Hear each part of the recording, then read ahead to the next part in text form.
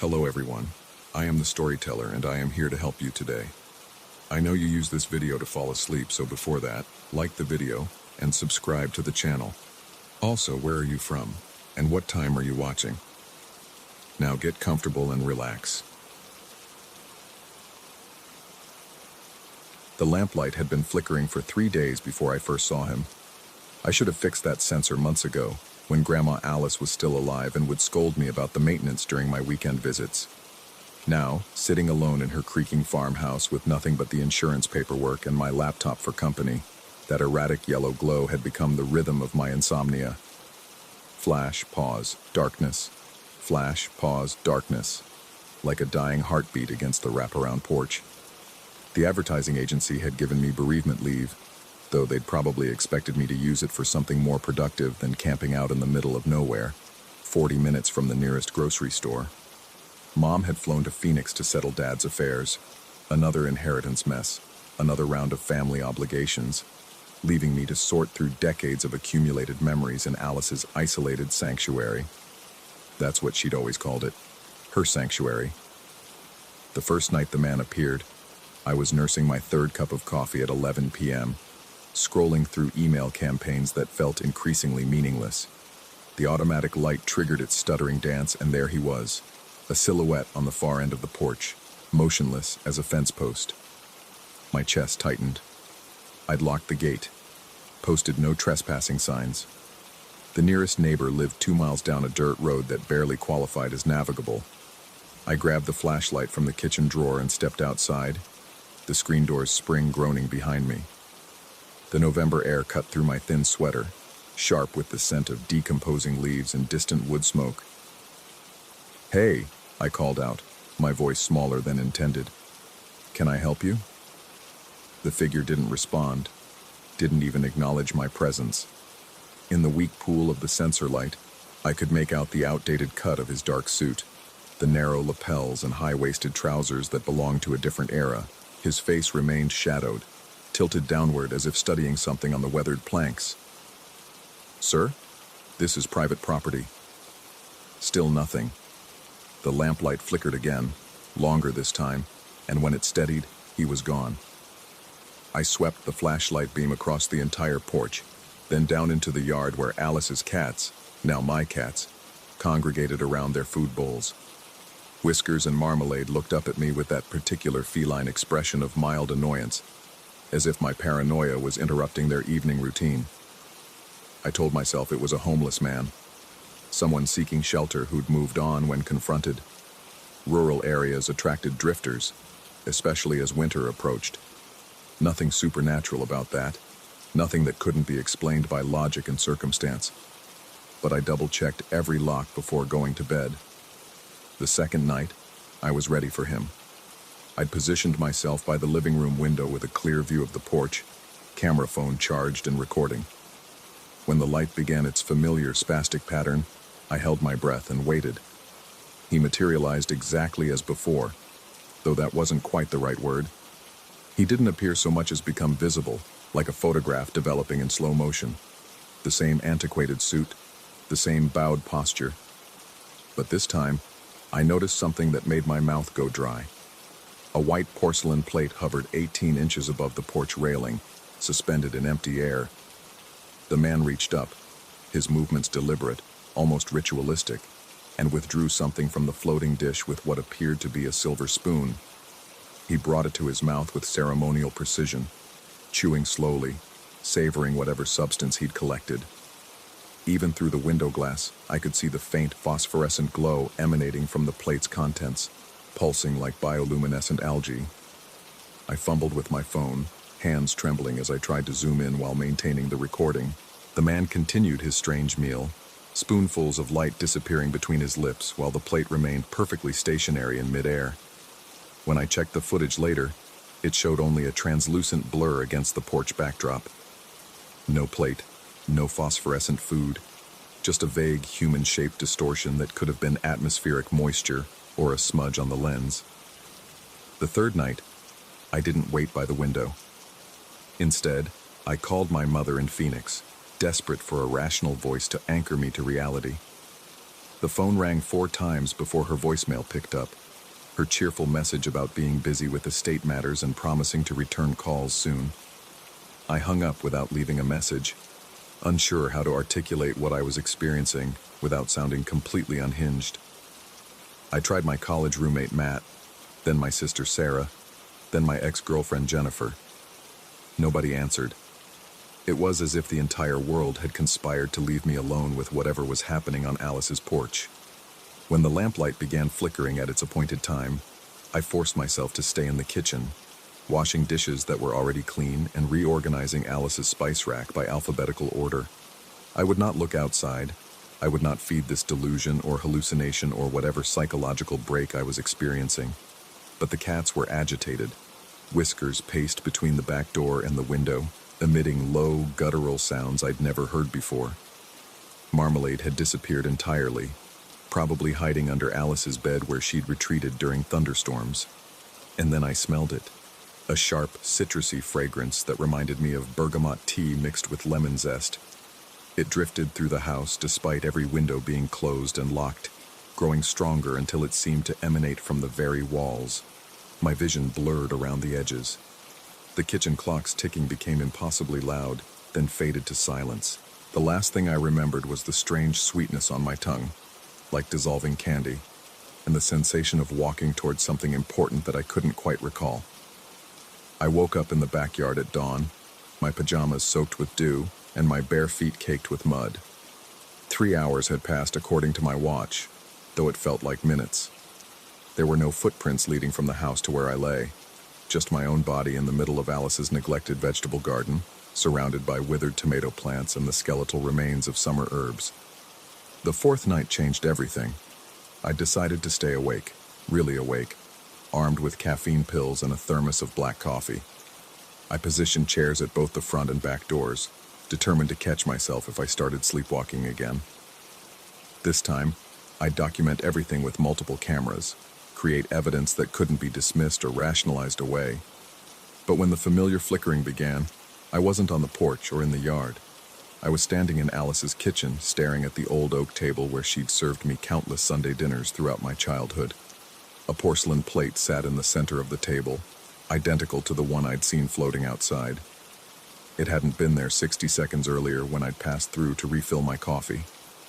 The doors remained locked, the windows sealed, yet here it was, perfectly white china decorated with delicate blue flowers, containing perhaps 2 ounces of some luminescent substance that shifted between green and gold, like aurora borealis captured in liquid form. The citrus scent hit me immediately, stronger than before, accompanied by something else. Something organic and earthy that reminded me of the mushrooms Alice used to forage in the woods behind the property. My grandmother had always possessed an uncanny knowledge of which fungi were edible and which were poisonous, claiming her own grandmother had taught her the difference when she was barely old enough to walk.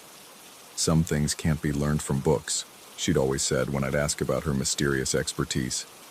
Some knowledge gets passed down in ways that modern folks don't understand anymore. I circled the table slowly, studying the plate from every angle. The substance inside rippled without any external disturbance, its glow intensifying and fading in a rhythm that seemed almost like breathing.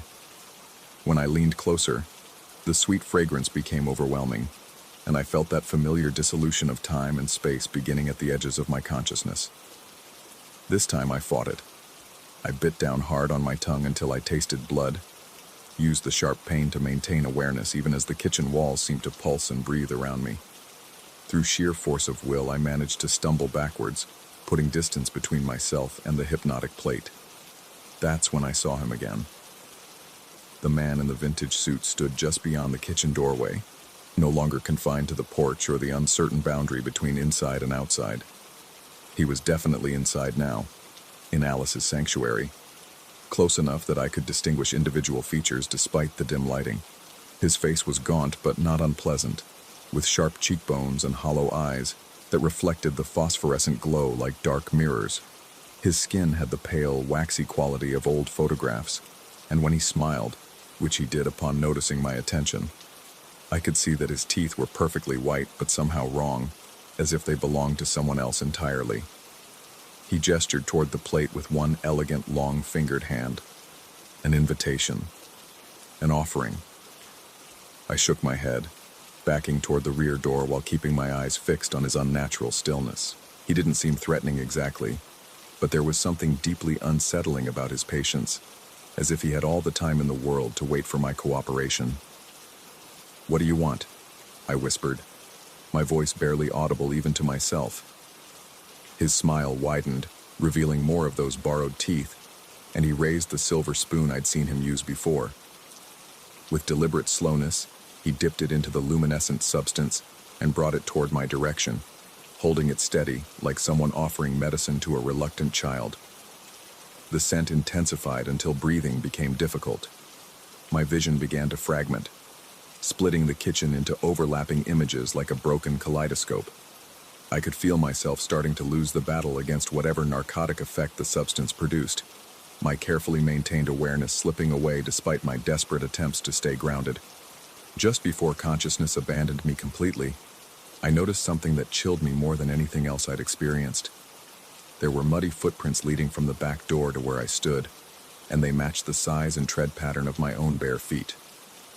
When I woke this time, I was sitting at the kitchen table with the empty plate before me, and the taste of citrus and earth still coating my tongue. According to the microwave clock, it was nearly noon. I'd lost almost 8 hours. The worst part wasn't the missing time or the lingering chemical sweetness in my mouth. The worst part was the growing certainty that this wasn't the first time I'd eaten from that plate. Maybe not even the second or third. How long had this been happening? How many nights had I awakened in the yard with no memory of going outside, assuming it was some stress-induced sleepwalking episode, rather than the aftermath of consuming an unknown psychoactive substance that appeared and disappeared from my grandmother's kitchen? I called Mom again, this time leaving a rambling voicemail about needing to know more about Alice's final weeks, about whether she'd mentioned anything unusual before her death. Had there been visitors? Strange occurrences? Any family history of mental illness that I should be aware of? She called back within an hour, her voice tight with concern as she asked if I was eating properly and getting enough sleep. According to her, Alice had been perfectly lucid until the end, though she'd mentioned something about keeping the old agreements in her final days. When pressed for details, Mom admitted she'd assumed it was related to property deeds or inheritance paperwork. She did say something odd, though, Mom added after a thoughtful pause. Right before I left for Phoenix, she told me to make sure you understood that some responsibilities can't be abandoned, only transferred. I figured she was talking about the cats or the house maintenance. That night, I didn't bother with cameras or chairs or any attempt to remain conscious when the lamplight began its erratic dance. Instead, I sat at the kitchen table and waited for the plate to appear, studying my reflection in the dark window glass, while the phosphorescent scent gradually filled the room. When the man in the antique suit finally materialized beside me, I didn't flinch or try to run. He looked exactly as he had before, ageless, patient, and somehow familiar in a way that made my skin crawl. "You knew her," I said, not really asking. "You knew Alice." His nod was barely perceptible, but definitive. He gestured again toward the plate, which had appeared without fanfare while I'd been watching his face. "What happens if I refuse?" I asked. For the first time, his expression shifted from benign patience to something approaching sadness. He pointed toward the window, then made a sweeping motion that encompassed the entire property. His meaning was unclear, but somehow ominous, as if my refusal would result in consequences that extended far beyond personal discomfort. I stared at the luminescent substance, watching it pulse and shift like a living thing. The rational part of my mind cataloged all the reasons this couldn't be happening. Hallucinations brought on by isolation and grief, possible gas leaks causing neurological symptoms, some kind of delayed stress reaction to Alice's death and the life changes it had triggered. But rationality felt increasingly irrelevant in the face of physical evidence I couldn't dismiss. The muddy footprints were real. The missing time was real. The taste in my mouth and the strange dreams that weren't quite dreams were real. "How long?" I whispered. The man held up his hand, fingers spread wide. 5, then again, 10, then a third time. though he only extended 3 fingers on the final count. 13 times. 13 times I'd eaten from the phosphorescent plate without remembering. 13 times I'd awakened in the yard or at the table with gaps in my memory, and Alice's old agreements, somehow binding me to rituals I'd never consciously chosen. I thought about my grandmother's extensive knowledge of local flora, her mysterious expertise with wild mushrooms and medicinal plants. I thought about the isolation of this property, perfect for cultivating things that required privacy and protection from prying eyes. I thought about family responsibilities that couldn't be abandoned, only transferred from one generation to the next. The man waited with infinite patience while I processed the implications of my inheritance. Not just a house and some cats, but something far more complex and binding. Something that required regular feeding, careful tending, and absolute secrecy. As I lifted the spoon toward my mouth, I wondered if Alice had ever sat at this same table during her final weeks, making the same calculated decision to accept, rather than resist whatever ancient compact she'd maintained for decades. Had she felt this same mixture of revulsion and resignation? This terrible understanding that some burdens were too dangerous to abandon? The phosphorescent substance tasted like starlight and soil, like promises made in languages I'd never learned but somehow understood. As consciousness began to fade around the edges, I caught a glimpse of my reflection in the kitchen window. A man in his 30s, alone in an inherited house, slowly becoming something his grandmother had been before him. When I wake tomorrow, if I wake tomorrow as myself rather than something else wearing my face, I'll need to call the advertising agency and extend my bereavement leave indefinitely. After all, maintaining Alice's sanctuary requires more time and attention than I'd initially realized. Some agreements, it seems, are truly unbreakable, and some responsibilities can only be transferred to those foolish enough to accept their inheritance without asking the right questions first.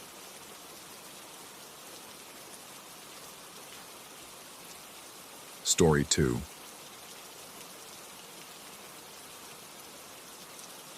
The rain began at 2:47 a.m., and with it came the memories I'd spent 15 years trying to forget. I'd been working late in what used to be my childhood bedroom, now converted into the heart of my design studio. The familiar walls that once held Star Wars posters now displayed mood boards and color palettes for corporate clients. The transformation felt complete until tonight, when the past decided to announce its unwelcome return through the rhythmic drumming of water against the renovated windows. The first unusual thing was the silence between the thunder. Living alone in this house for 3 years had taught me its every creak and whisper, but tonight something felt muted, as if the very air had thickened around the building. I pushed back from my drafting table, stretching muscles that protested against another 16-hour workday, when the headlights first appeared. 2 perfect circles of amber light pierced through the rain-streaked glass of my studio window, stationary at the mouth of the driveway. Not unusual in itself. Neighbors sometimes used our wide entrance to turn around. But these lights didn't move. They simply waited, patient as a predator. I moved to the window, pressing my face against the cool glass. Through the distortion of raindrops, I could make out the familiar silhouette that made my breath catch in my throat. The boxy shape, the slightly rusted bumper, the way the passenger side sat just a fraction lower than the driver's side, details I'd memorized during countless family trips to soccer practice and grocery stores. The old beige minivan, Dad's minivan. Except Dad had been gone for 7 years now, and the van had been sold at the estate sale along with everything else I couldn't bear to keep. I'd watched a young mother drive it away, her toddler waving from the back seat where I used to sit, and I'd felt nothing but relief that another piece of my complicated past was finally disappearing down the street. Yet there it sat, engine off but headlights blazing, as if it had never left. My rational mind immediately began constructing explanations. Someone had bought the same model, same color. Someone was lost and using our driveway to check their phone. Someone was having car trouble and would be gone by morning. But as I stared through the rain, these reasonable thoughts began to fracture against the growing certainty that I was looking at something that shouldn't exist. The driver was wrong.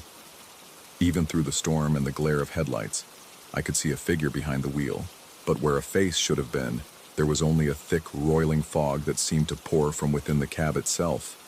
The mist pressed against the windows from the inside, creating strange patterns that shifted and swirled with their own unnatural current. It was as if the van had become a vessel for something that existed between states, not quite solid, not quite vapor. I grabbed my phone to call the police, but my fingers hesitated over the numbers. What would I tell them? That my dead father's sold minivan was parked in my driveway with a fog person behind the wheel? They'd suggest I'd been working too hard, drinking too much coffee, spending too much time alone in a house full of ghosts. Instead, I decided to turn on the exterior floods. The moment the powerful LED fixtures illuminated the driveway, the van simply wasn't there anymore. Not driving away, not fading gradually, just gone, as if it had been edited out of reality by an invisible hand.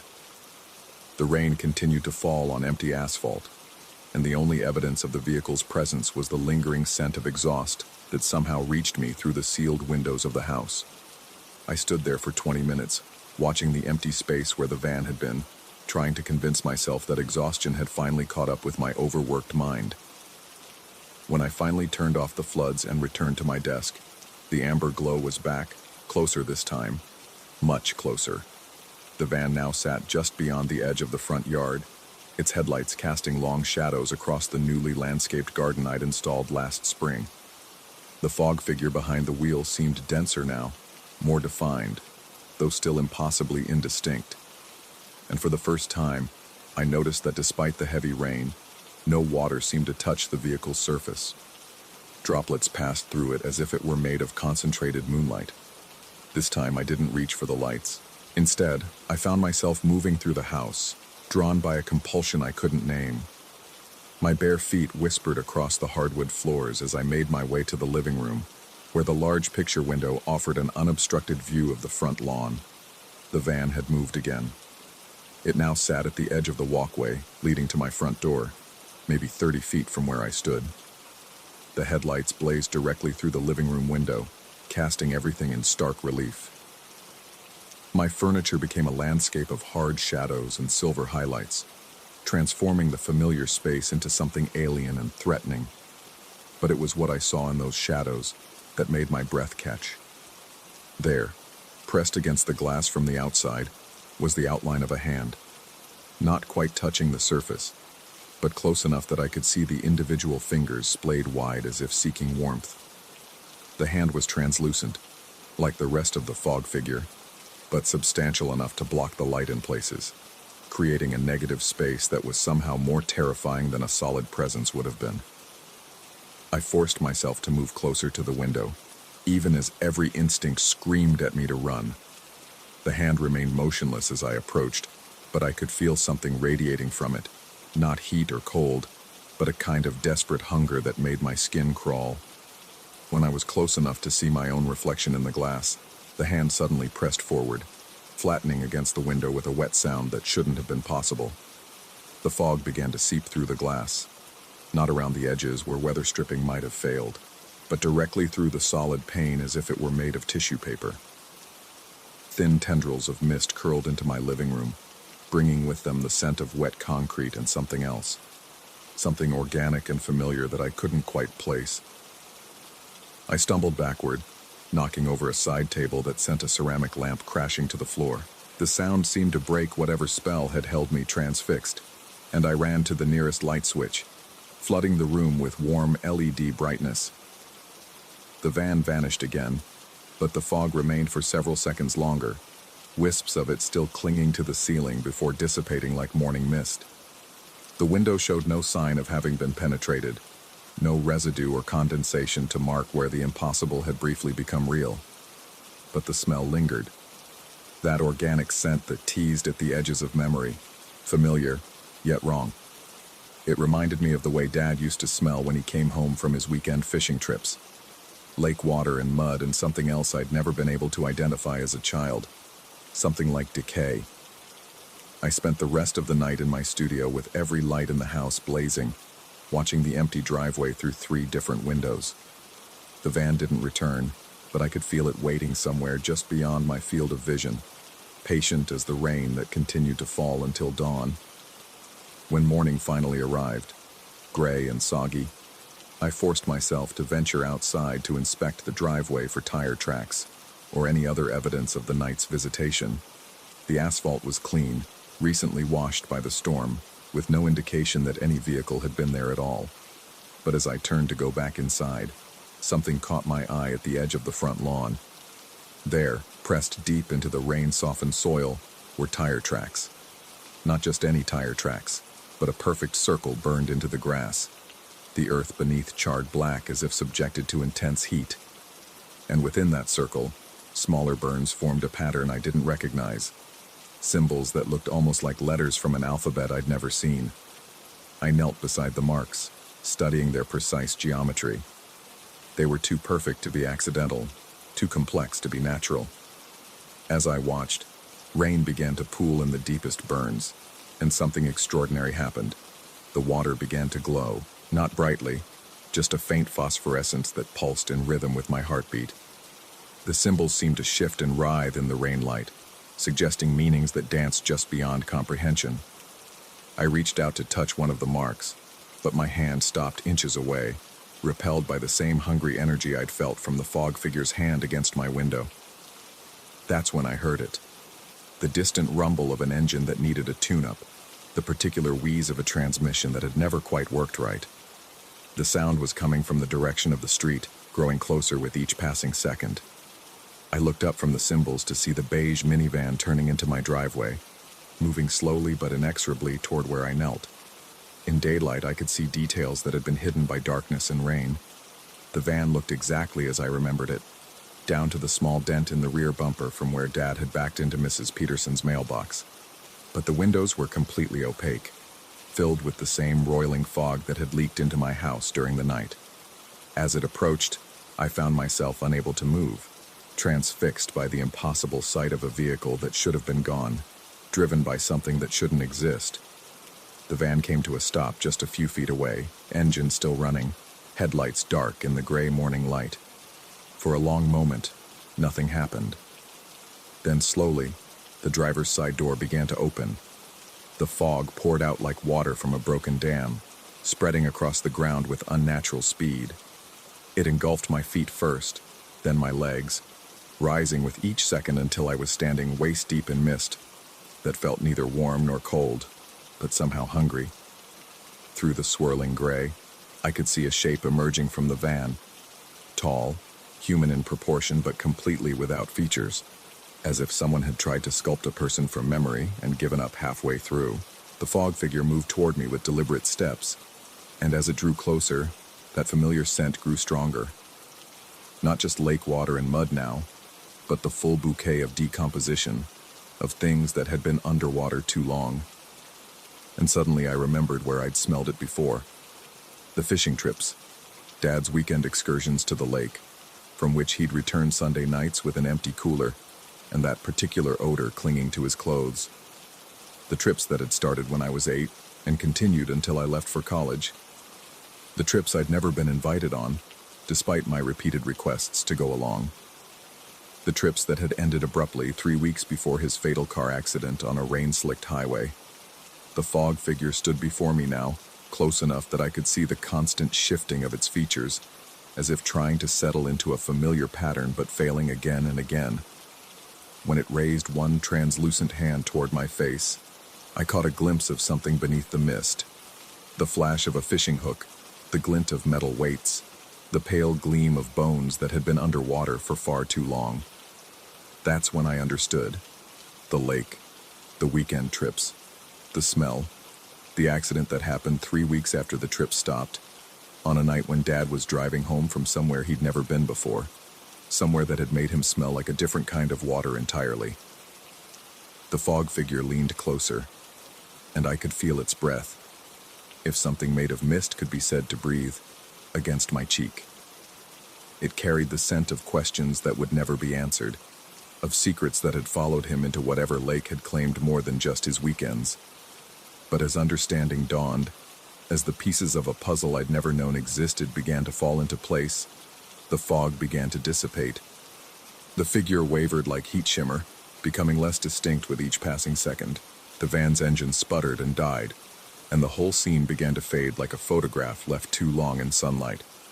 By the time the mist cleared completely, I was alone in my front yard, kneeling beside a circle of burned earth that was already beginning to cool. The van was gone. The fog figure was gone. And the only evidence that any of it had happened was the lingering scent of lake water and the perfect geometric precision of symbols burned into soil that would never grow grass again. I stood slowly, brushing dirt from my knees, and looked back at the house where I'd grown up, where I'd chosen to make my adult life despite everything it represented, where I'd convinced myself that renovations and fresh paint could transform the past into something manageable. But some transformations work both ways. As I walked back toward the front door, I found myself wondering about the lake Dad used to visit, about what he might have found there, or what might have found him, about whether some secrets are too heavy to stay buried underwater forever, and whether the beige minivan would return tomorrow night when the rain began to fall again. Because something told me this was far from over. Something told me that 15 years wasn't nearly long enough for certain kinds of debts to be forgotten. Something told me that the next time the van appeared, I might not be watching from the safety of my window. I might be invited to take a ride.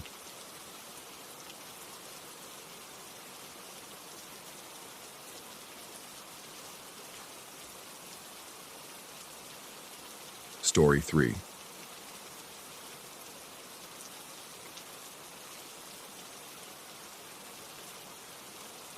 The house breathed differently when empty. I'd lived in this Melbourne townhouse for 18 years, but the first night alone revealed sounds I'd never noticed.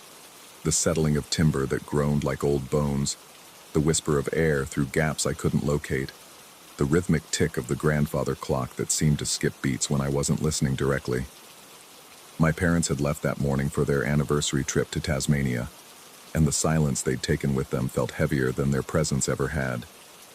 By midnight, thirst drove me from my room. The stairs descended into darkness thick as velvet, each step familiar beneath my bare feet. 12 steps down to the landing, turn left, 12 more to the kitchen. I'd counted them thousands of times as a kid, racing up and down until Mom would shout about wearing holes in the carpet. The 13th step, the one that creaked, always came at the turn, just before the kitchen door, but I never reached it. The kitchen light spilled a pale rectangle across the hardwood floor, and there, silhouetted against the white cabinets, stood a figure. My height, my build, my posture, shoulders slightly hunched, head tilted as if listening to something just beyond hearing. The figure faced away from me, perfectly still, edges soft and unfocused like a photograph taken with an unsteady hand. My foot found the 13th step. Creak. The head turned. Not the body, just the head, rotating with mechanical precision until it faced completely backward. No features were visible in the silhouette, just the suggestion of a face angled toward me with impossible geometry. The neck had twisted too far, farther than human anatomy allowed, yet the motion appeared effortless, natural. I blinked. The kitchen was empty. Light still blazed from the overhead fixture, casting sharp shadows that held no trace of the figure I'd seen. The refrigerator hummed its familiar tune. Water dripped from the faucet into the stainless steel sink, a sound that had annoyed Dad for months, but which he'd never gotten around to fixing. I stood on the 13th step for several minutes, studying every corner of the kitchen, waiting for movement that never came. The logical explanations lined up in my mind. Fatigue, stress from being alone, shadows playing tricks in peripheral vision. I'd been working late shifts at the warehouse all week, sleeping poorly, existing on coffee and convenience store sandwiches. But the image lingered with photographic clarity. That impossible rotation, the way the silhouette had listened to the creaking step as if it had been waiting for exactly that sound. I got my water and returned upstairs, avoiding the 13th step on the way up. Sleep came in fragments. Every time I closed my eyes, I heard footsteps ascending the stairs, measured, deliberate, pausing at the 13th step before continuing upward. Each time I jerked awake and held my breath, listening to the house's nocturnal symphony, but the footsteps never reached my door. The second night brought variations. This time I descended quietly, avoiding the creaking step entirely by stepping over it. The kitchen was dark, empty, normal. I flicked on the light and moved to the refrigerator, but peripheral vision caught movement in the hallway beyond, a shadow passing across the far wall, too quick to follow directly but unmistakably human in shape. I called out, voice cracking slightly. "Hello?" The house swallowed my words without echo. I explored every room on the ground floor, turning on lights, checking windows and doors. Everything was locked, untouched, exactly as I'd left it. The alarm system showed no breaches, yet the sensation of being observed never lifted, a weight pressing between my shoulder blades like invisible eyes tracking my movement. When I finally returned upstairs, I heard the footsteps again, starting from the kitchen, climbing with patient rhythm. I counted along. 1, 2, 3, 11, 12. Creak. Silence. I lay rigid in my bed, covers pulled to my chin like a child, waiting for the footsteps to resume. They never did. Whatever climbed those stairs always stopped at the 13th step, as if that creaking sound marked some boundary between its world and mine. By the fourth night, exhaustion had sharpened the edges of everything. Colors seemed more vivid, sounds carried further, and the house itself felt larger, corridors stretching longer than memory suggested, rooms containing corners that hadn't existed before. I'd started mapping the layout obsessively, counting steps and measuring distances, but the numbers never matched. The hallway outside my room was 23 feet long according to my measuring tape, but 27 paces when I walked it. The staircase had 24 steps, but I'd been counting 25 since childhood, including the creaking one. Even the kitchen seemed to shift subtly, appliances occupying slightly different positions each time I entered, as if the entire house was slowly rotating around some invisible axis. I tried staying awake entirely, consuming coffee until my hands shook and my vision blurred. But micro-sleeps ambushed me, seconds-long lapses where my eyes would close and immediately snap open to the sound of footsteps that hadn't been there a moment before. Always the same pattern, starting from somewhere below, climbing steadily, pausing at the 13th step. During one of these micro-sleeps, I dreamed I was the one climbing. My bare feet found each step automatically, muscle memory guiding me through the familiar ascent. But when I reached the 13th step and heard it creak beneath my weight, I looked down and saw my own body lying asleep in bed above. The perspective was impossible, looking down at something that should have been above me, yet felt entirely natural in the dream logic. I woke with a start to find myself standing at the top of the stairs. My feet were dirty, small pieces of debris from the kitchen floor stuck to the soles. I had no memory of leaving my bed, no recollection of the descent and climb that must have preceded this moment. The grandfather clock downstairs chimed 3 a.m., its sound drifting up through the house like a funeral dirge. That was when I noticed the new hallway. Where the stairs turned at the landing, a corridor extended to the left that I'd never seen before. It was identical to the others in the house. Same carpet, same wallpaper, same overhead lighting. But it led somewhere that couldn't possibly exist given the house's footprint. The hallway terminated in what appeared to be another staircase. Though the angle was wrong, the perspective skewed in a way that hurt to examine directly. I approached slowly, each step echoing with unusual volume. The new corridor felt longer than it looked, distance stretching with each footfall like a camera pulling back. When I finally reached the end, I found another set of stairs descending into darkness. 24 steps leading down to a familiar landing, where they turned left and continued to what must be another kitchen. I descended carefully, avoiding what would be the 13th step. The kitchen below was identical to the one I'd left. Same white cabinets, same stainless steel sink, same refrigerator humming in the corner. But a figure stood silhouetted against the far wall, back turned to me, head tilted in that listening posture I'd come to recognize. This time I didn't hesitate. I stepped deliberately on the 13th step. Creak. The head turned with that impossible rotation, neck twisting until the face, my face, looked directly at me. Features were visible now in the soft light. My eyes, my nose, my mouth slightly open as if about to speak. But the expression was wrong, too calm, too knowing, like looking at a photograph of yourself taken by someone else while you weren't paying attention. "You're not supposed to be here," I said, though I wasn't sure which of us I was addressing. The other me smiled, not with humor, but with recognition, as if I'd finally understood a joke that had been playing out for days. It raised one hand in a small wave, the gesture disturbingly familiar, because I'd seen it in mirrors my entire life. I blinked, and the kitchen was empty again. But when I turned to leave, I found the stairs had changed. Instead of 24 steps leading up, there were now 25, including a new 13th step that creaked as I climbed. Above, the hallway extended in 3 directions instead of 2, each corridor identical, each terminating in another set of stairs that descended to another kitchen, where another version of myself waited with infinite patience.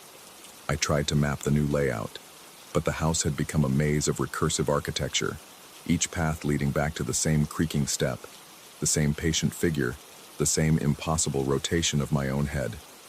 The footsteps I heard climbing behind me were my own, chasing myself through a structure that expanded with each descent, contracted with each ascent, breathing in rhythms that matched my heartbeat. Sometimes I encountered myself coming up the stairs as I descended, and we would pass without acknowledgement, like strangers in a crowd.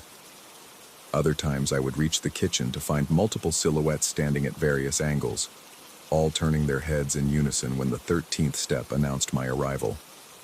The grandfather clock chimed constantly now, every hour, every half hour, sometimes every few minutes, though the times it announced bore no relationship to the position of its hands. Day and night had lost meaning in the windowless corridors that led only to more corridors, more stairs, more versions of the same kitchen where variations of myself waited with decreasing patience. I stopped trying to find my original bedroom, stopped counting steps or measuring distances. The house had become infinite, a recursive loop of staircases and kitchens and silhouettes that all wore my face. Each time I climbed toward what should have been home, I found instead another unfamiliar hallway that led to another familiar staircase. But I kept climbing, because somewhere in this expanding maze was my real body, lying asleep in my real bed, dreaming of footsteps that climbed toward him with patient persistence. And somewhere else was the real kitchen, the real 13th step, the real silence that my parents had left behind when they departed for Tasmania. I just had to keep climbing until I found the staircase that led up instead of down, the hallway that ended in a door instead of more stairs, the kitchen that contained no silhouettes except the ones cast by furniture in honest light. The 13th step creaked beneath my feet as I began another ascent, following the sound of my own footsteps climbing somewhere above, always one staircase ahead, always leading me home through a house that had forgotten how to end. Behind me, I heard myself beginning the descent again, stepping carefully to avoid the creaking step, just as I had that first night when thirst had driven me from sleep into this recursive dream of staircases and shadows. The grandfather clock chimed 13 times. I kept climbing. Story 4. The house settled into its evening silence with the peculiar weight of a place that isn't quite home. My cousin's ranch-style dwelling had always felt too spacious for comfort, its long hallways stretching into shadows that seemed deeper than they should be. The 3 of us, Marcus, Pete, and myself, had agreed to house-sit while Danny was in Portland, thinking it would be a week of uninterrupted gaming and takeout. The perfect setup for avoiding responsibility. That illusion shattered at 3:17 Tuesday afternoon when the doorbell rang twice in quick succession, followed by a heavy knock that seemed to reverberate through more than just the wooden door. Marcus paused his game, controller frozen mid-combo. "You expecting someone?" I wasn't. Danny hadn't mentioned any service appointments, and the isolation of the house, nestled between overgrown lots on the outskirts of town, meant unexpected visitors were rare. Through the peephole, I observed 2 men in matching gray uniforms standing with unnatural stillness. Their posture suggested official business, but something in their positioning felt rehearsed, like actors who'd memorized their blocking but not the emotion behind it. The taller one spoke when I cracked the door, his voice carrying an odd resonance that seemed to come from somewhere deeper than his throat. He introduced himself and his companion as municipal technicians, here to inspect what he called ethereal pressure fluctuations in the water main. The phrase hung in the air like smoke, dissipating slowly while leaving an acrid aftertaste of wrongness. Pete wandered over, drawn by curiosity and the need to stretch after hours hunched over his laptop. His programmer's mind immediately latched onto the terminology. Ethereal pressure? That's not standard municipal jargon. The second technician, broader and somehow softer around the edges, produced a clipboard thick with official-looking documents. The papers fluttered slightly despite the absence of any breeze, and I found myself focusing on that movement rather than the words he was speaking about system integrity and pressure readings that needed immediate attention. Their eyes were wrong. Not obviously so. They had the right color, the right shape, the right placement.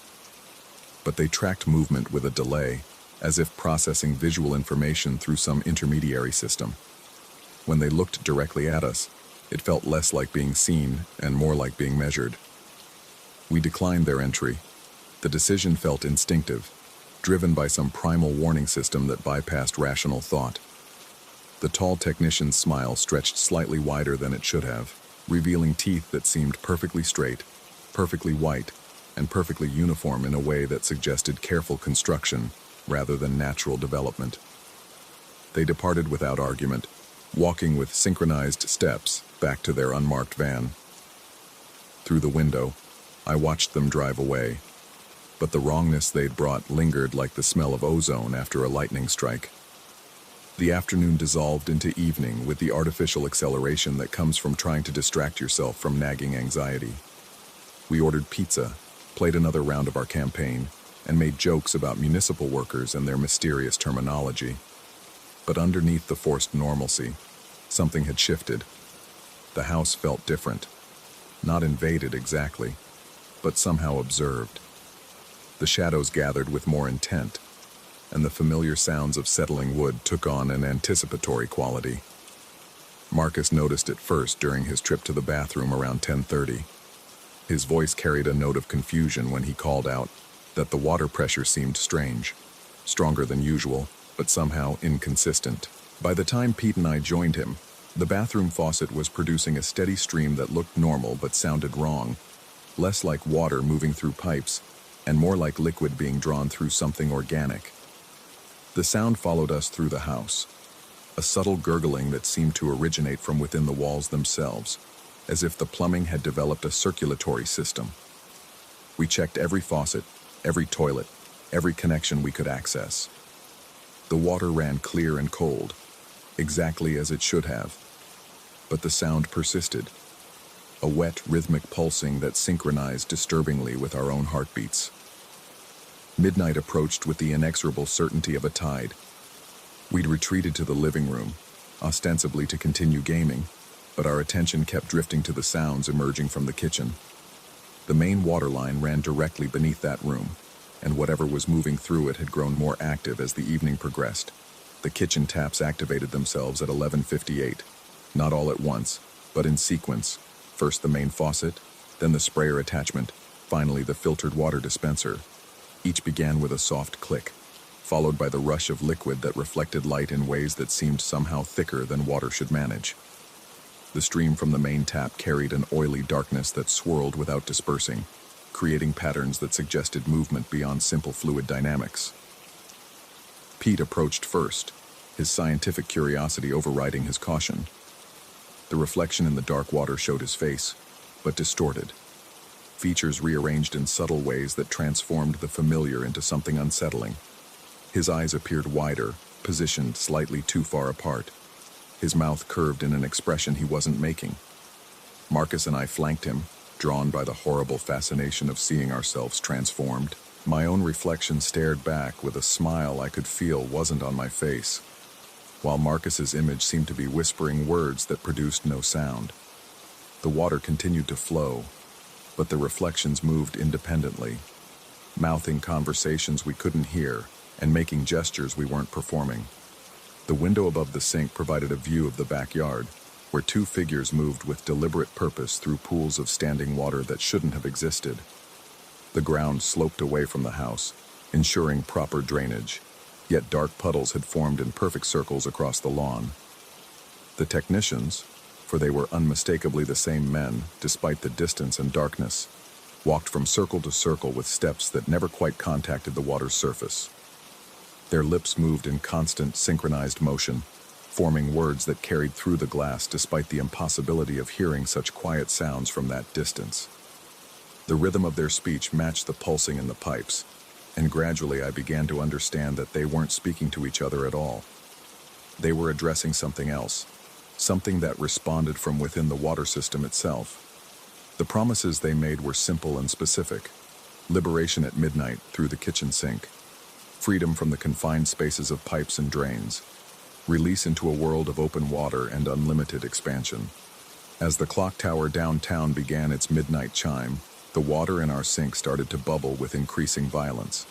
Not the gentle percolation of carbonation, but a roiling motion that suggested something substantial moving beneath the surface. The reflections grew more distorted, showing versions of ourselves that were fundamentally wrong, faces that wore our features but belonged to something else entirely. The technicians outside raised their voices, their words now clearly audible despite the closed windows and distance. They spoke in a language that might have been English but carried syllables that human mouths shouldn't have been able to produce. The water responded to their calls, rising in the sink despite the open drain, forming shapes that defied both gravity and surface tension. Something was trying to emerge, not swimming up through the water, but using the liquid itself as a medium for manifestation. The dark reflection began to take on depth and substance, transforming from image to presence. Features that had appeared merely rearranged revealed themselves as belonging to entities that had never been human at all. Pete stumbled backward, knocking into Marcus, who grabbed my arm with enough force to leave bruises. We watched in fascinated horror as the water continued to rise, carrying with it the promise of something vast and patient that had been waiting in the spaces between the pipes, in the quiet corners of the municipal system, in the forgotten networks that connected every building to every other building through miles of hidden arteries. The clock finished its 12 chimes, and the water began to recede. Slowly, reluctantly, but definitively. The reflections faded back to normal, showing only our own pale, sweat-dampened faces, staring down at an ordinary kitchen sink running ordinary water. The bubbling stopped. The voices from outside fell silent. When we finally worked up the courage to check the backyard, we found only grass and the normal contours of Danny's landscape. No puddles, no figures, no evidence that anything unusual had occurred beyond our own elevated heart rates and the lingering certainty that we'd witnessed something that shouldn't have been possible. But in the morning, when Pete tried to brush his teeth, the bathroom mirror showed his reflection arriving 3 seconds after he'd moved away from it, and Marcus discovered that his voice echoed strangely in the shower, as if the sound was being filtered through something that had learned to imitate human acoustics, but hadn't quite perfected the process. As for myself, I found that I no longer trusted my own reflection. Not because it showed me someone else, but because I'd begun to suspect that the person looking back might be more real than the one casting the image. The water still ran clear and cold from every tap in the house, but it carried with it the persistent sense that something had been introduced into the system. Not a contaminant that could be filtered out, but a presence that had become permanently integrated into the infrastructure itself.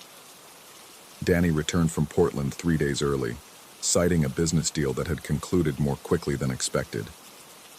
We didn't mention the technicians or the midnight visitation or the continuing strangeness of the water system. How could we explain that his house had become a conduit for something that existed in the spaces between conventional reality? How could we describe the growing certainty that whatever had tried to emerge through his kitchen sink had succeeded in establishing some form of permanent residency? Instead, we packed our things and left with expressions of gratitude for a week well spent. But I noticed that Danny's reflection in the hallway mirror seemed slightly more animated than Danny himself, and when he turned on the kitchen tap to rinse his coffee mug, the water ran just a fraction darker than it should have. I still live in town, 3 miles from my cousin's house, and I've developed the habit of checking my own plumbing with obsessive regularity. The municipal water system connects every building after all, and what inhabits one part of the network might eventually find its way into every other part. Sometimes, late at night when the pressure drops and the pipes sing their quiet songs, I think I can hear voices in the water, promising liberation through any available outlet. And sometimes, when I catch my reflection at just the right angle, I see something that looks back with recognition, as if remembering our brief introduction through a kitchen sink at midnight. It waves with fingers that move independently of my own, and its smile suggests that our acquaintance is far from over. The technicians haven't returned to Danny's house, but that doesn't mean they've stopped working. After all, there are thousands of homes in the municipal system, and something patient enough to inhabit water pipes might very well have all the time in the world to complete its inspections. The ethereal pressure, it seems, requires constant monitoring.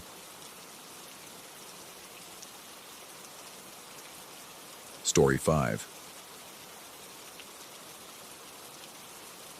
The demolition notice had been tacked to the front door for 3 weeks, its red letters bleeding in the October rain. Marcus called me that evening, his voice carrying a tremor I'd never heard before. He couldn't spend another night alone in that place, he said. Not with the sounds, not with what he'd found behind the walls. I drove through the storm to Ashworth Manor, its Victorian silhouette cutting against the bruised sky like a wound. The house had belonged to Marcus's family for generations, but now the city wanted it gone. Something about structural integrity and public safety. Looking at the sagging roof and cracked foundation, I couldn't argue with their assessment. Marcus met me at the door, his face gaunt and eyes rimmed with sleeplessness. The electricity had been cut off days ago, so he handed me a flashlight that cast dancing shadows across the peeling wallpaper. The beam revealed water stains that looked disturbingly like faces, their mouths open in silent screams. "Thanks for coming," he whispered, as if speaking too loudly might wake something better left sleeping. "I know this place is a mess, but I needed someone here tonight." The interior reeked of decay and something else, something sweet and cloying that reminded me of old cosmetics. Our footsteps echoed on the warped hardwood as Marcus led me up the grand staircase, its banister sticky beneath my palm. Portraits of long-dead relatives watched us climb, their painted eyes seeming to track our movement in the shifting light. "I've been finding things," Marcus said as we reached the second floor. "Things that shouldn't be here." He guided me to what had once been the master bedroom. Wooden boards covered the far wall, nailed hastily and unevenly. Behind them I could make out the glint of glass. "Mirror," he explained, reading my expression. "There's one behind every board in every bedroom. 7 rooms, 7 mirrors, all facing the beds." My skin prickled. Something about the configuration felt deliberately unsettling, as if the house had been designed to watch its sleeping occupants. Marcus pried away one of the boards with a crowbar, the nails shrieking as they pulled free. The mirror behind was massive, easily 6 feet tall, its silver surface clouded with age. And there she was. In the reflection, standing at the foot of the bed that should have been empty, was a woman. Her face was painted in grotesque parody of joy, white base thick as paste, red lips stretched into an impossible grin, black tears streaming from her eyes. Her hair hung in greasy ringlets, and her dress appeared to be from another era, its once white fabric now yellowed and stained. The rational part of my mind knew it was impossible. I turned to look at the actual room. Nothing there but dust motes dancing in our flashlight beams. But in the mirror, she remained, swaying slightly, as if to music only she could hear. "She's been there since I uncovered the first one 3 nights ago," Marcus whispered. "Sometimes she moves closer. Sometimes she just watches." I stepped toward the mirror, my reflection joining the macabre scene. The woman's painted eyes seemed to focus on me, her crimson smile widening until it threatened to split her face. I reached out to touch the glass, and she raised her own hand in perfect mimicry, her fingernails black and elongated. The moment our reflections would have touched, Marcus grabbed my arm. "Don't," he said urgently. "I tried that once. The glass got so cold it burned my fingers, and I swear I felt..." Pressure, like she was pushing back. We backed away from the mirror, but I couldn't shake the sensation of being watched. The woman's reflection didn't follow our movement the way it should have. Instead, she remained fixed in place, her head slowly turning to keep us in view. Marcus produced another board and hammer, quickly covering the mirror again. The moment the glass disappeared from view, we heard it. 3 deliberate knocks from somewhere inside the wall, followed by a sound that made my blood freeze. Laughter, muffled and distorted, but undeniably female, bubbling up from behind the plaster like water from a broken pipe. "Every time," Marcus said, his face pale in the flashlight's glow. "Every single time I cover one, she lets me know she's still there." We moved to the next room, where Marcus revealed another mirror. The same woman appeared, though her position had changed. Now she sat on the edge of the bed, her hands folded in her lap like a patient child. Her makeup seemed fresher somehow, the colors more vivid, as if she'd just applied them. Room by room, we toured Marcus's discovery. In each mirror, the painted woman manifested in different poses, standing by the window, lying across the bed, sitting in a corner with her knees drawn up, but always watching, always smiling that terrible smile. By the time we finished our circuit, exhaustion weighed on us like a physical thing. Marcus had set up sleeping bags in the parlor downstairs, far from any mirrors we knew about. We settled in for the night, though sleep seemed as distant as dawn.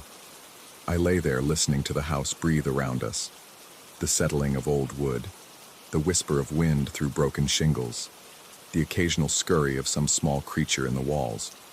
But underneath it all was something else, a rhythm that might have been footsteps pacing the floors above us. Marcus's breathing had deepened into the cadence of sleep when I smelled it, that sweet chemical scent growing stronger. It reminded me of grease paint and powder, the backstage atmosphere of old theaters. My eyes watered as the odor intensified, and I sat up to find its source. The parlor mirror, which I hadn't noticed before, hung across from us above the fireplace. In its reflection, our sleeping forms were clearly visible, but there was something wrong with the image. A third figure lay between us, curled on her side with one pale hand resting on Marcus's shoulder. I scrambled for my flashlight, its beam revealing only our 2 sleeping bags with empty space between them. But the mirror told a different story. The woman was there, her makeup smeared now as if she'd been crying, her white dress spread around her like spilled milk. She turned to look at me through the glass, and her mouth opened in what might have been words, or might have been another laugh. I shook Marcus awake, pointing at the mirror. He looked where I indicated, then back at me with confusion. "I don't see anything," he said. "Just us." But I could see her clearly, watching us with those black-rimmed eyes. She raised one finger to her lips in a gesture of silence, then began to mouth words I couldn't understand. Her hands moved in deliberate patterns, as if she were painting invisible pictures in the air. "Marcus," I whispered urgently, "look again. She's right there, between us." He followed my gaze once more, studying the mirror intently. For a moment, his expression remained blank. Then his face went rigid with fear. "Oh God," he breathed. She's moving." In the reflection, the woman had begun to sit up, her movements fluid and wrong, like a marionette operated by a drunk puppeteer. She turned her head toward Marcus with a series of small, jerky motions, and her smile stretched even wider. We both lurched away from the mirror, but the damage was done. The sweet smell had grown overwhelming, coating the inside of my mouth with its cloying residue. And worse than the smell was the sensation of presence, the absolute certainty that we were no longer alone in that room. The temperature dropped noticeably, our breath beginning to fog in the suddenly frigid air. Frost formed on the windows despite the autumn warmth outside. And from somewhere in the house came the sound of movement, slow, deliberate footsteps crossing the floor above us. Marcus grabbed his flashlight and aimed it at the ceiling, as if the beam could penetrate the plaster and reveal what walked there. The footsteps paused directly overhead, then continued in a path that would take them toward the stairs. "We need to leave," I said, already reaching for my jacket. but Marcus shook his head. Where would we go? She's in every mirror now. I've seen her in car windows, storefronts, any reflective surface. Running won't help. The footsteps had reached the top of the stairs. We could hear each board creak under invisible weight as something began its descent. But when I looked at the staircase, nothing was there. Only in the mirror could I see her, the painted woman, now walking down the steps with that same jerky, unnatural gait. She reached the bottom and turned toward the parlor, her movement visible only in reflection. Marcus saw her too now, his face twisted with a mixture of fear and fascination. She approached our mirror slowly, her hands extended as if feeling her way through darkness. When she reached the glass, she pressed her palms against it from the other side. The mirror's surface rippled like water, and I swear I felt the glass bulge outward toward us. Her smile had become something predatory, hungry, and her painted tears had begun to run in fresh streaks down her chalk-white cheeks. That's when I noticed our own reflections beginning to change. My face in the mirror appeared gaunt and hollow-eyed, while Marcus's features twisted into an expression I didn't recognize. The reflected versions of ourselves smiled those same terrible grins, their eyes black as tar. "Marcus," I whispered, not taking my eyes off the mirror. "Look at yourself." He did, and his scream caught in his throat. His reflection was moving independently now, mimicking the woman's jerky motions, painting invisible pictures in the air with fingers that ended in black claws. The sweet smell had become unbearable, and I realized what it was. Not just makeup, but the particular blend of cosmetics used by morticians, the chemicals that preserve the dead for display. The woman in the mirror wasn't wearing grease paint. She was wearing death. I don't remember making the decision to run. One moment I was transfixed by the horror in the glass. The next I was stumbling through the front door into the storm. Marcus followed, both of us gasping in the clean night air like drowning men breaking the surface. We stood in the rain, staring back at the house. In every window that still held glass I could see her, dozens of reflections of the same painted face, all watching us from different angles. She raised one hand and waved, a grotesque parody of farewell. Dawn came eventually, pale and gray through the storm clouds. When the sun finally broke through, the reflections disappeared. The house looked ordinary again, just another old building scheduled for demolition. Marcus called the city that morning, asking them to expedite the destruction. They were happy to oblige. Apparently, there had been complaints about the property for years. Neighbors reported strange sounds at night, odd reflections in their windows, the persistent smell of chemicals drifting on the wind. The demolition crew arrived within the week. I watched from a safe distance as they brought down Ashworth Manor, room by room, wall by wall. When they reached the second-floor bedrooms, several of the workers commented on the mirrors they found.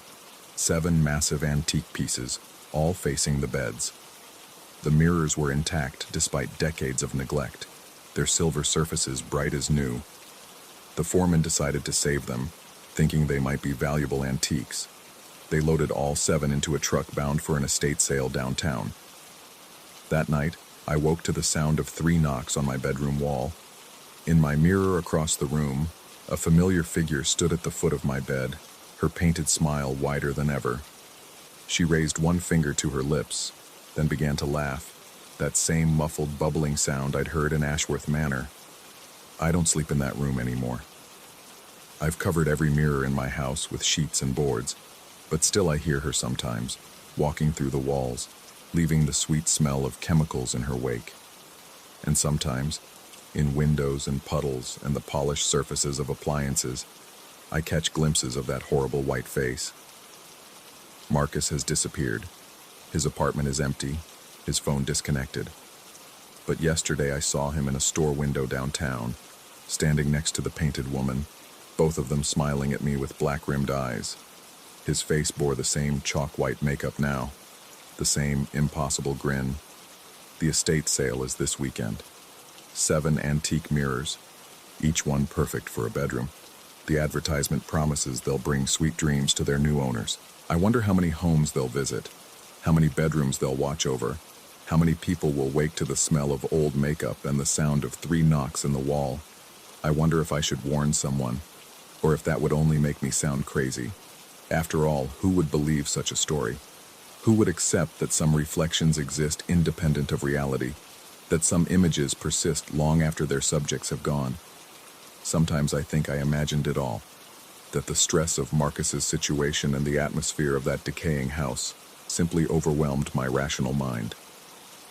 But then I catch my reflection in an unexpected surface, and I see how my own smile has begun to stretch just a little too wide, how my eyes have started to rim themselves with dark circles that weren't there before. The painted woman found her way out of Ashworth Manor, spreading from mirror to mirror like a virus of reflection. And I think she's still spreading, still watching, still waiting for the perfect moment to step through the glass and join us in this world. After all, everyone needs to see themselves sometime. Everyone needs mirrors, and she'll be waiting when they do. Story 6. The fluorescent lights in my fifth-floor apartment hummed their familiar tune as I bent over spreadsheets that seemed to multiply like cancer cells across my monitor. Numbers blurred together in the harsh white glow, and I rubbed my eyes, feeling the familiar burn of exhaustion. The city stretched below my window, a constellation of distant lives going about their evening routines, unaware of the peculiar isolation that had settled over my building like a thick blanket. It was exactly 10 p.m. when the intercom crackled to life. Static filled the small speaker beside my door, the kind of white noise that makes your teeth itch. But underneath that electronic snow, I heard something that made my blood freeze in my veins. A voice, gravelly, familiar, impossibly calm, emerged from the chaos. "Evening, Mr. Patterson.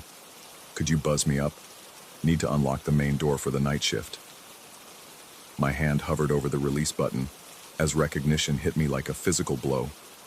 Frank Gutierrez, the building's night janitor who'd worked here for 15 years before his heart gave out in the basement utility room exactly 31 days ago. I'd been one of the pallbearers at his funeral. The rational part of my mind screamed warnings, but my finger pressed the button anyway, muscle memory overriding logic. The familiar buzz echoed through the intercom, followed by the distant click of the main door unlocking 5 floors below. I stood frozen in my doorway, listening to the mechanical grinding of the elevator as it began its ascent. The LED display above the doors at the end of my hallway showed its progress. First floor, second, third. My palms began to sweat.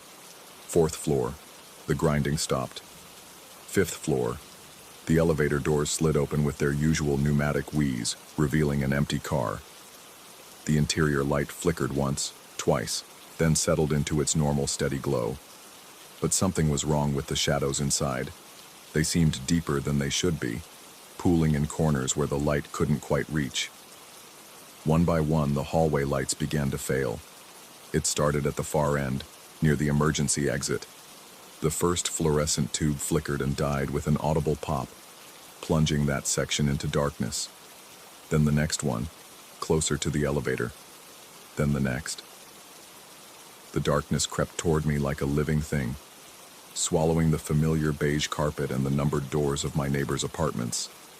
I backed into my apartment and slammed the door, throwing both deadbolts with shaking hands. The metal felt cold against my palms, colder than it should have been. Outside, the final hallway light died, and I was left listening to my own ragged breathing in the sudden silence. That's when the doorbell started. Not the gentle chime I was used to, but a frantic, desperate hammering of the button. Ring, ring, ring, ring, ring, over and over, as if someone was leaning against it with their full weight. I pressed my eye to the peephole and saw nothing but darkness. No shadow beneath the door, no movement in the hallway beyond. Just that invasive cold seeping through the door frame like water through a cracked dam. The ringing stopped as suddenly as it had begun. I waited, counting my heartbeats, feeling sweat trickle down my spine despite the chill that seemed to emanate from the very walls. Minutes passed, then hours. Eventually, I convinced myself it had been some kind of electrical malfunction, a power surge that had affected the intercom system and the hallway lights simultaneously. Buildings this old were full of quirks and glitches. But the next night, at exactly 10 p.m., the intercom crackled again. This time the voice was different. Softer, with a slight southern accent that made my chest tighten with recognition. "Honey? It's Mom. I'm downstairs, but I can't seem to get in. Could you help me out?" My mother had been dead for 3 years. Lung cancer, quick and merciless. She'd never visited this building, never even seen my apartment. Yet there was her voice, filtered through static and distance, asking me to let her in with the same patient tone she'd used when I was a child locked out of the house. This time, I didn't press the button. I stood there, paralyzed, as the voice repeated its request. The pleas became more insistent, tinged with a confusion that twisted my stomach into knots. When I finally found the strength to move, I unplugged the intercom entirely, watching the small red light fade to black. But the voices didn't stop. They began coming through the walls themselves, muffled conversations that seemed to originate from the apartments around me.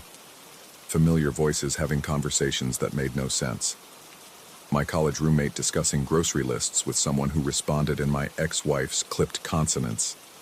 My father, who'd never met my brother-in-law, debating baseball statistics with an enthusiasm that would have been charming if it weren't impossible. I started keeping detailed notes, trying to find patterns in the madness. The voices always started at 10 p.m. They always seemed to be coming from just outside my immediate perception, through walls, through floors, through the thin barrier between my apartment and the world beyond. When I pressed my ear to the wall to listen more carefully, they would fade away, leaving only the building's normal creaks and sighs. Sleep became a luxury I couldn't afford. The voices followed me into my dreams, weaving themselves into conversations with people I knew were gone, places I'd never been. I would wake to find myself standing at my door, hand resting on the deadbolt, though I had no memory of getting up. The metal was always ice cold beneath my palm, as if something on the other side was drawing all the heat from it. Dr. Martinez prescribed sleeping pills, then anti-anxiety medication when I tried to explain about the voices. She spoke in careful, measured tones about stress and isolation, about how the mind could play tricks when pushed beyond its limits. I nodded and took the prescriptions, but I stopped taking the pills after the first week. They made the voices louder, more insistent, as if the chemical fog in my brain was somehow amplifying their signal. The building's other residents began to avoid me. Mrs. Chen from 5B started taking the stairs instead of waiting for the elevator when I was around. The young couple in 5D would duck back into their apartment if they heard my door opening. I caught fragments of their whispered conversations in the hallway, words like disturbed and police and eviction, but they couldn't hear the voices. That much became clear when I tried to ask Mrs. Chen about the strange sounds in the building. She'd looked at me with the kind of pitying confusion reserved for the clearly unhinged, shaking her head and muttering something in Mandarin as she hurried away. I was alone with whatever was happening to me. The breaking point came on a Thursday night, exactly 6 weeks after Frank's voice had first crackled through the intercom. I was sitting at my kitchen table staring at a bowl of soup that had gone cold hours ago, when I heard the key in the lock. Not a knock, not the doorbell. The actual sound of metal sliding into metal, tumblers clicking into place. My front door had 2 deadbolts and a chain. I always kept them locked.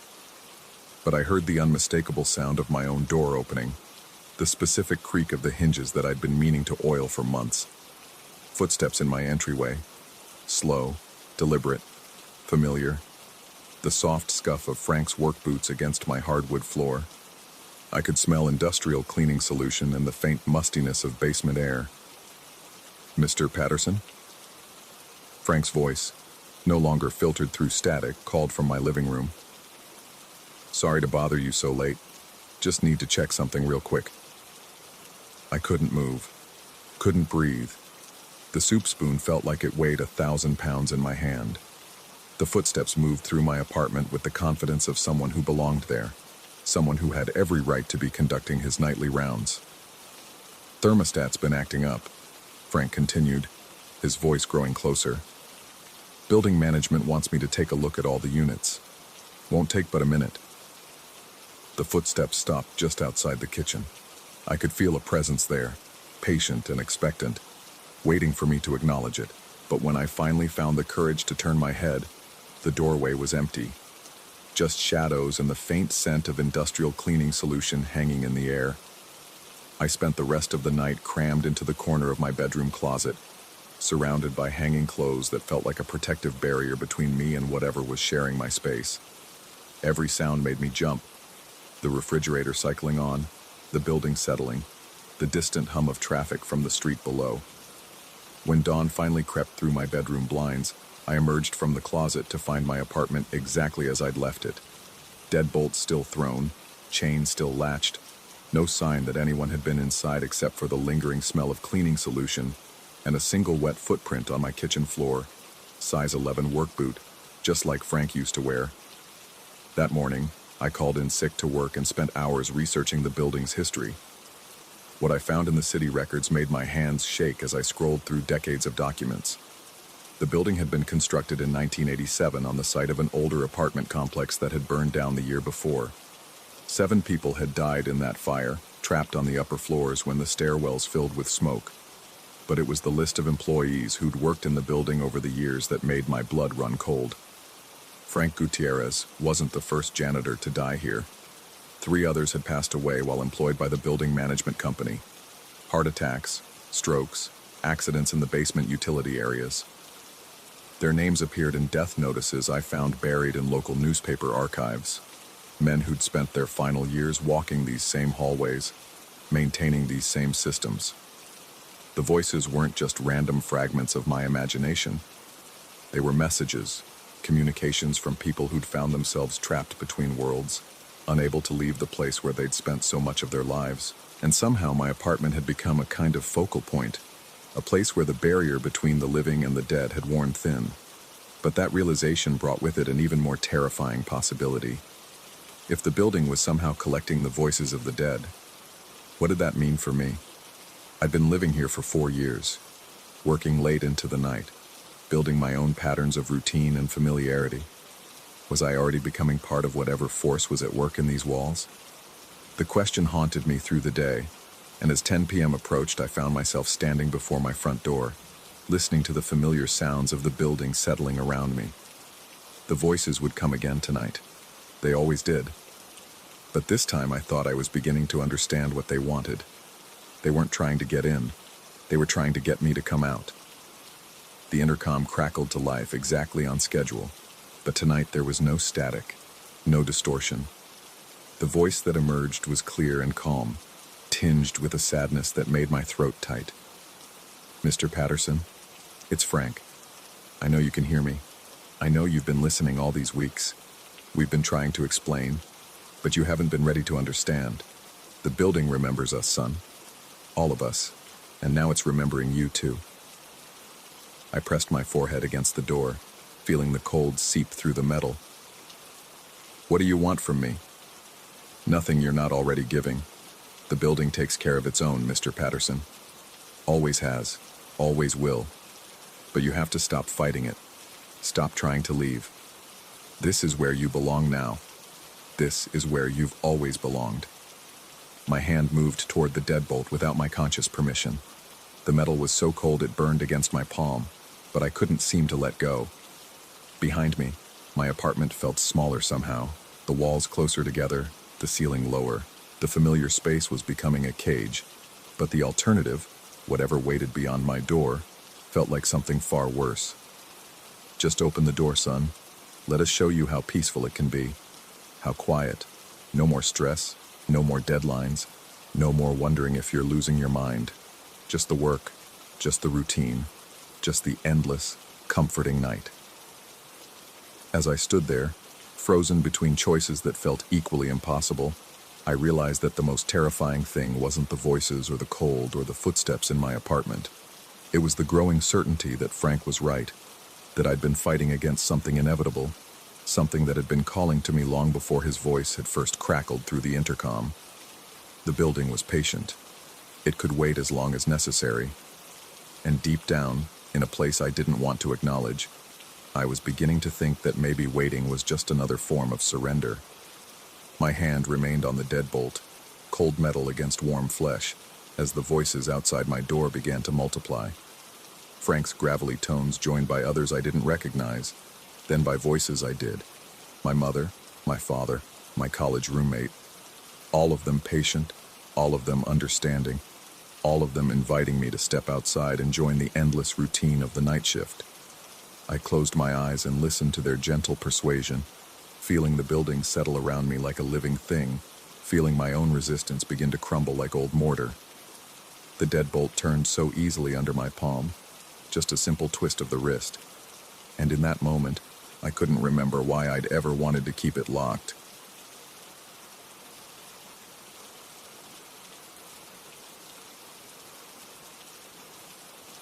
Story 7.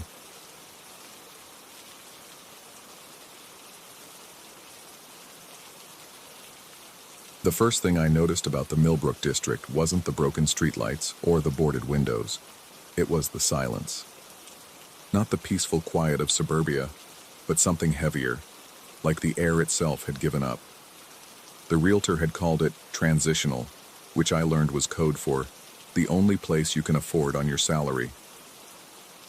3 months after the divorce, with my credit shot and my savings drained, transitional was all I could manage. The house squatted between 2 vacant lots like a rotting tooth, its vinyl siding the color of old bone. Inside, the previous tenant had left behind the smell of cigarettes and something else. Something sweet and cloying that reminded me of overripe fruit. I told myself it would fade once I opened the windows and let some air circulate. That first week, I threw myself into making the place livable, scrubbing floors, patching holes, replacing the ancient fixtures that flickered and hummed like dying insects. The work kept my hands busy and my mind off Sarah, off the empty apartment she'd taken half our furniture from, off the way she'd looked at me those last few months like I was something she'd stepped in. The living room faced west, its single large window offering a view of the street through glass so old it warped everything into funhouse distortions. During the day, I could watch the occasional car crawl past, their occupants hunched over steering wheels like they were fleeing something. But it was the evenings that held my attention. The streetlight across from my window had seen better decades. Its sodium glow cast everything in sickly yellow, creating a pool of light that seemed to push the darkness back rather than illuminate anything useful. Trees lined the sidewalk, massive oaks that had grown wild and untended, their branches creating a canopy so thick that daylight struggled to reach the ground even at noon. It was on my 8th day that I first heard the knocking. 3 knocks. Soft, deliberate, against the living room window. Tap, tap, tap. I'd been unpacking boxes, working by the dim light of a single lamp, when the sound cut through the evening quiet. My first thought was neighborhood kids, though I hadn't seen any since moving in. When I looked up from my books, the window showed only that pool of yellow light and the empty sidewalk beyond. The knocking came again the next evening. Same pattern, same gentle persistence. This time I was ready. I killed the lamp and crept to the window, pressing my face against the cool glass. The street lay empty, bathed in that jaundiced glow. No one stood on the sidewalk. No branches hung close enough to tap against the glass in the still air. By the 3rd evening, I had my phone ready, camera app open. The knocking began exactly at sunset. I'd started checking the time. Tap, tap, tap. I hit record, holding the phone steady as I filmed the empty street beyond the glass. Later, watching the footage on my laptop, I felt my stomach clench. The audio was clear, 3 distinct knocks, exactly as I'd heard them. But the video showed no hands, no figure standing at my window. Instead, projected onto the asphalt in the streetlight's glow, 3 elongated shadows stretched across the ground. They appeared at the moment of each knock, dark shapes that seemed to originate from something standing just outside the camera's frame, something that should have been visible through the window but wasn't. I replayed the footage until my eyes burned. The shadows were there, undeniable, long and thin, like fingers reaching across the pavement. With each passing day, as I continued recording, they grew shorter and more defined. Whatever was casting them was moving closer to my window. The realization hit me like ice water. Something was approaching my house every evening, standing just outside my field of vision, and knocking on my window. Something I couldn't see but that cast shadows in the streetlight. I called a locksmith the next morning, but his van broke down before he reached my street. The hardware store recommended a local carpenter named Miguel Restrepo. When I explained I needed security bars for my windows, his voice grew cautious over the phone. "You sure you want bars on that place?" he asked. "Sometimes it's better to have a way out." But I insisted, and he agreed to come by the following Tuesday. Miguel arrived in a dented pickup truck loaded with metal bars and tools that looked older than the house. He was a compact man with calloused hands and eyes that seemed to take in everything without judgment. When he saw the window in question, he paused, running his palm along the frame. "How long you been living here?" he asked, not looking at me. 2 weeks. He nodded, still examining the window. "This glass is original, probably 60, 70 years old. You notice anything unusual about the place?" The question caught me off guard. "Like what?" Miguel straightened, wiping his hands on his jeans. "Just asking. Some houses, they hold on to things. Memories, sometimes more than memories." As he worked, measuring and marking drill points, I noticed him glancing frequently at the window itself, not the frame. His movements grew more hurried as the afternoon wore on, and when sunset approached, he packed his tools with nervous efficiency. "I'll come back tomorrow to finish," he said, loading his truck bed. "But listen, you might want to seal that window frame. Sometimes the old ones, they get gaps. Things can get through gaps." "What kind of things?" But Miguel was already climbing into his truck. "I'll bring more materials tomorrow," he called through the window, and drove away with an urgency that left me standing alone on my front porch as the first shadows of evening crept across the yard. The next morning I found a canvas bag hanging from my gate. No note, no explanation. Inside, a collection of bent nails, each one twisted into an unnatural spiral. As I lifted the bag, the nails seemed to shift and writhe against each other, though I knew it had to be the movement of my hands causing the effect. Miguel never returned. I called his number repeatedly over the next few days, but got only voicemail. When I drove to the address he'd given me, I found an empty lot overgrown with weeds. The hardware store clerk claimed they'd never heard of any Miguel Restrepo. The nails remained on my kitchen counter, and I swear they moved when I wasn't looking directly at them. Just subtle shifts, a gradual migration across the formica surface. I'd leave them in one position and return to find them arranged differently, forming patterns that hurt my eyes to look at directly. The knocking continued every evening, punctual as a heartbeat. My recordings showed the shadows growing shorter and more distinct. By the end of the second week, they stretched only halfway across the street. Whatever was casting them had moved significantly closer. I stopped sleeping well. Every creak of the house settling, every whisper of wind through the oak branches, sent adrenaline coursing through my system. During the day, I found myself checking and rechecking the locks, testing the windows, examining the frames for the gaps Miguel had mentioned. The house began to feel different, smaller somehow, as if the walls were gradually contracting. The sweet smell I'd noticed when I first moved in grew stronger, concentrated near the living room window. When I cleaned the glass, the odor intensified, and I noticed something that made my hands shake. The inside surface of the window was warm to the touch, even on cool mornings when no sunlight reached it. I started researching the house's history at the local library, a cramped building that smelled of old paper and resignation. The librarian, a woman whose name tag read Dorothy, helped me navigate the microfilm archives with the weary patience of someone who'd answered too many questions about things better left alone. The records were frustratingly incomplete. The house had changed hands frequently over the decades, never staying with one family for more than a year or two. Most of the previous residents had simply left. No forwarding addresses, no explanations.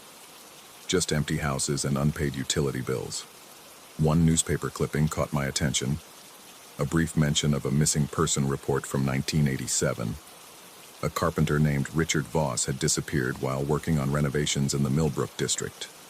His tools were found scattered in the street, and neighbors reported strange sounds coming from the house where he'd been working, my house. The investigation was closed after 2 weeks with no leads. I drove home that evening with my hands trembling on the steering wheel, Dorothy's parting words echoing in my mind. Some folks say that neighborhood remembers things, holds on to them. You might want to consider finding somewhere else to live. But I couldn't leave. Where would I go?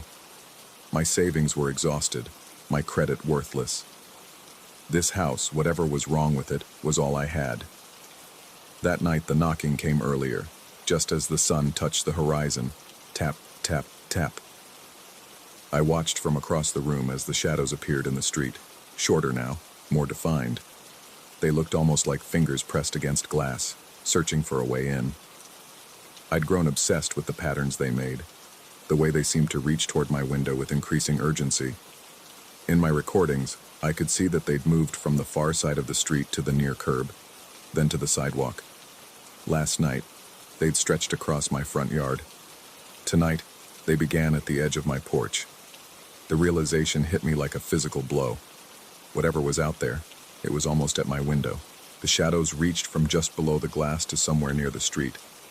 But their source, the thing casting them, had to be standing immediately outside, possibly touching the window itself. I forced myself to approach, my phone's camera recording everything. The glass felt fever-hot against my palm, and the sweet smell was so strong it made my head swim. In the reflection I could see my own face, pale and drawn, but behind me. I spun around, heart hammering. The living room was empty, but on my phone screen, saved in the video file, I could see what my reflection had shown. A second face, barely visible in the glass, gaunt features, hollow eyes, and an expression of such desperate hunger, it made my throat close with fear. But when I looked at the window directly, I saw only my own terrified reflection and the empty street beyond. The knocking began again, more insistent now.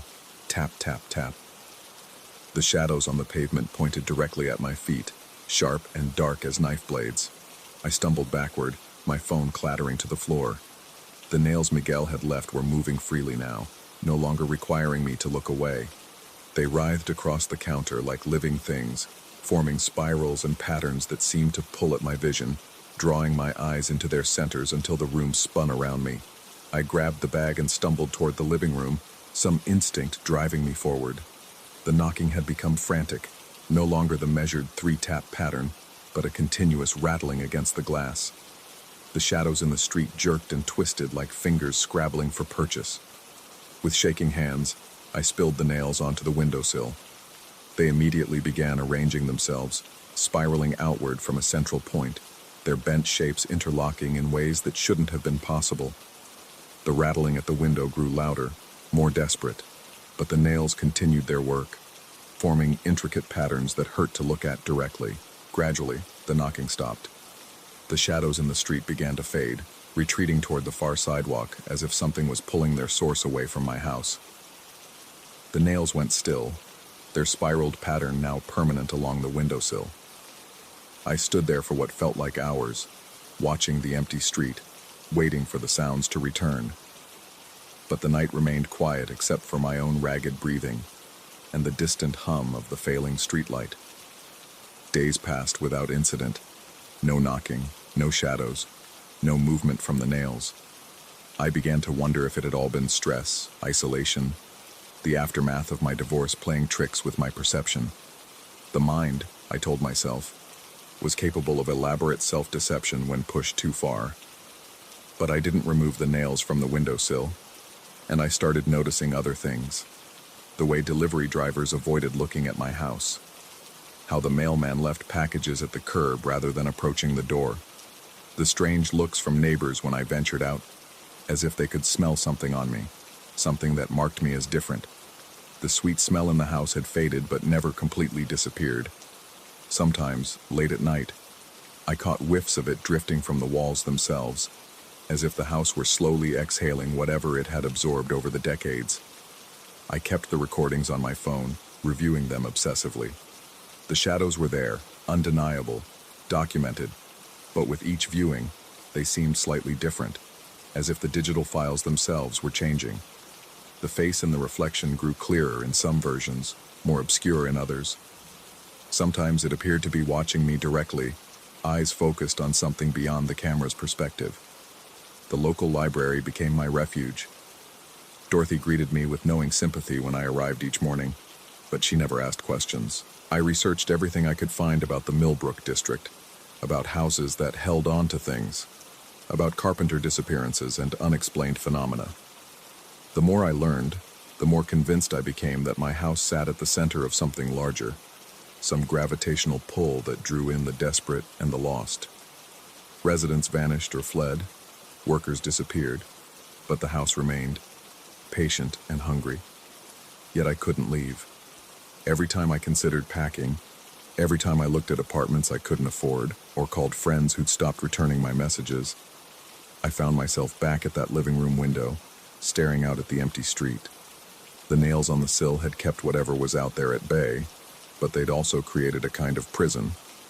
I was safe inside, but the safety came with a price.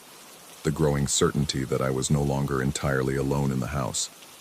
The presence I felt watching me wasn't malevolent exactly, more like lonely, desperate for connection, for acknowledgement.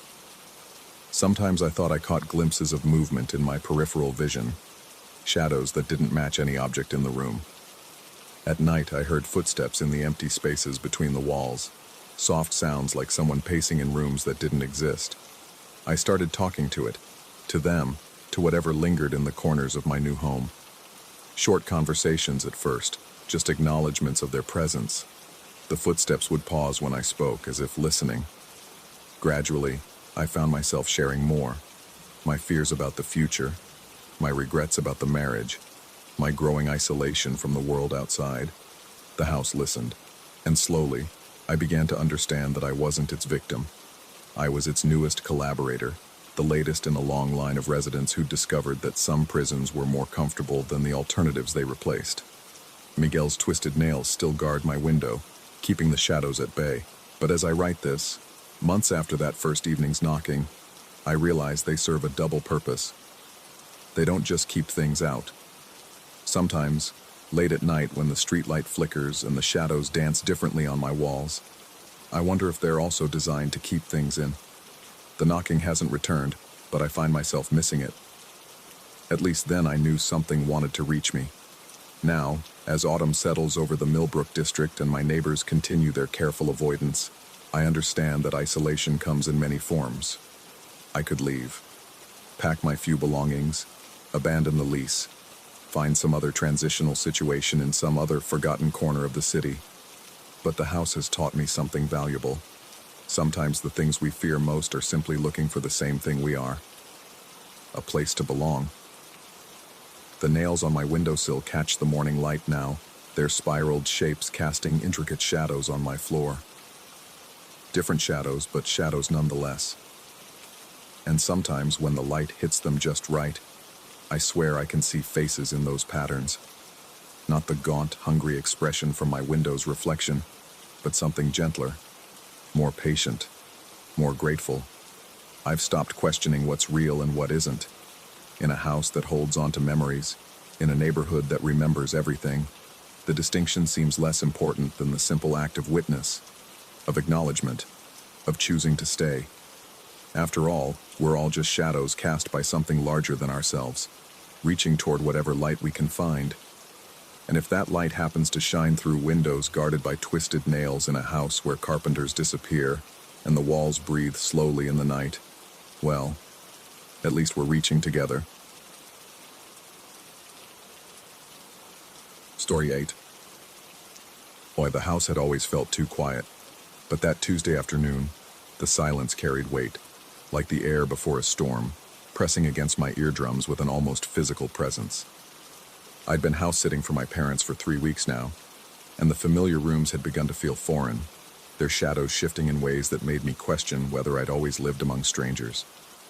I was adjusting the living room blinds when Marcus's voice cut through the afternoon stillness, sharp and urgent. "David! David!" The sound came from somewhere beyond the front yard, but when I peered through the slats, I could see him standing near the mailbox, mouth moving in animated conversation. Only his lips didn't match the voice calling my name. They moved in different rhythms, forming words I couldn't decipher, while that familiar shout seemed to originate not from his throat, but from somewhere deep inside my own chest cavity. My hands trembled as I adjusted the blinds for a better view. Marcus stood motionless now, his face turned toward the house with an expression I couldn't quite read from this distance. The afternoon sun cast his shadow long across the driveway, but something about the angle seemed wrong, as if the light were coming from multiple directions at once. That's when I saw it in the window glass. His reflection, standing directly behind me in the living room, close enough that I should have felt his breath on my neck. I spun around, heart hammering against my ribs, but found only empty space and the faint scent of something metallic in the air. When I turned back to the window, Marcus was gone. The driveway stretched empty beneath the relentless sun, heat waves rising from the asphalt like transparent flames. The first beer bottle shattered in the backyard an hour later.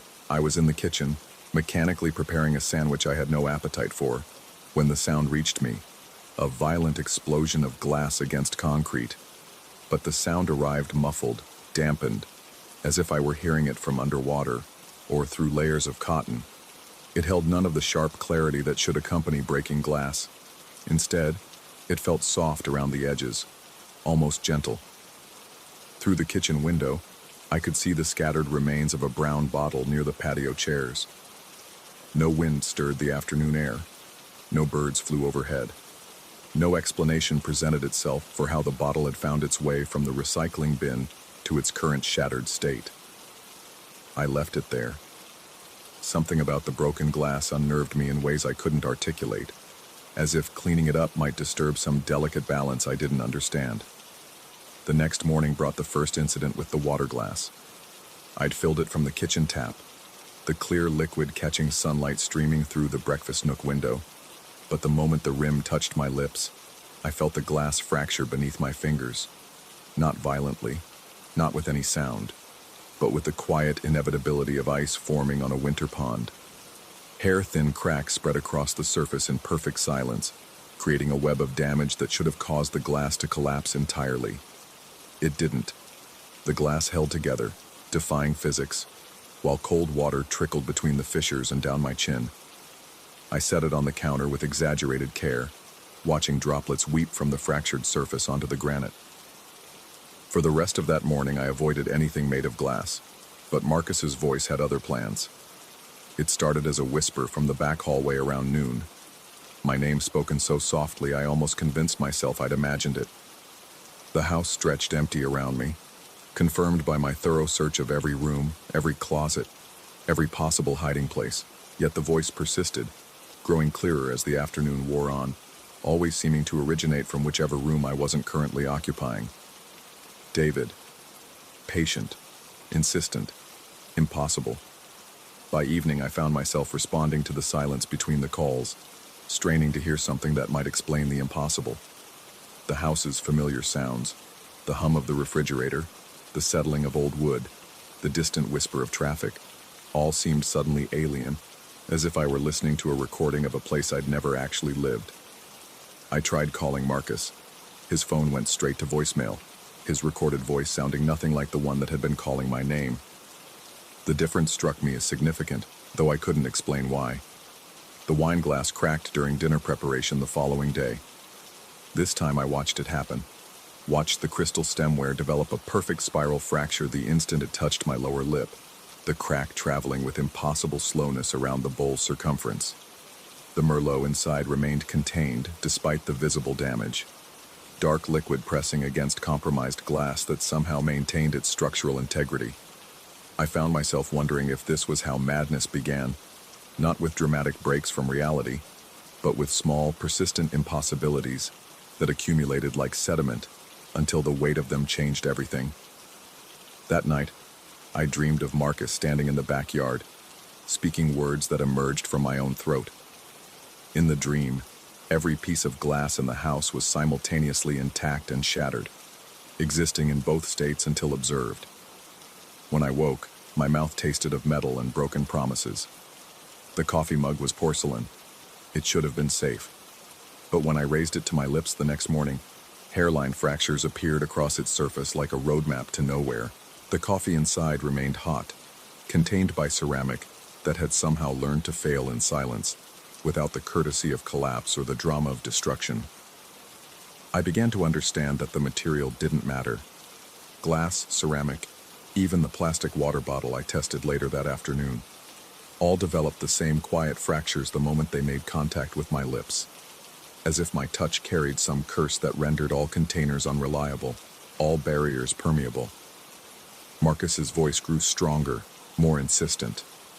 It no longer confined itself to distant rooms, but followed me throughout the house, sometimes seeming to come from inside the walls themselves, sometimes from the air directly beside my ear.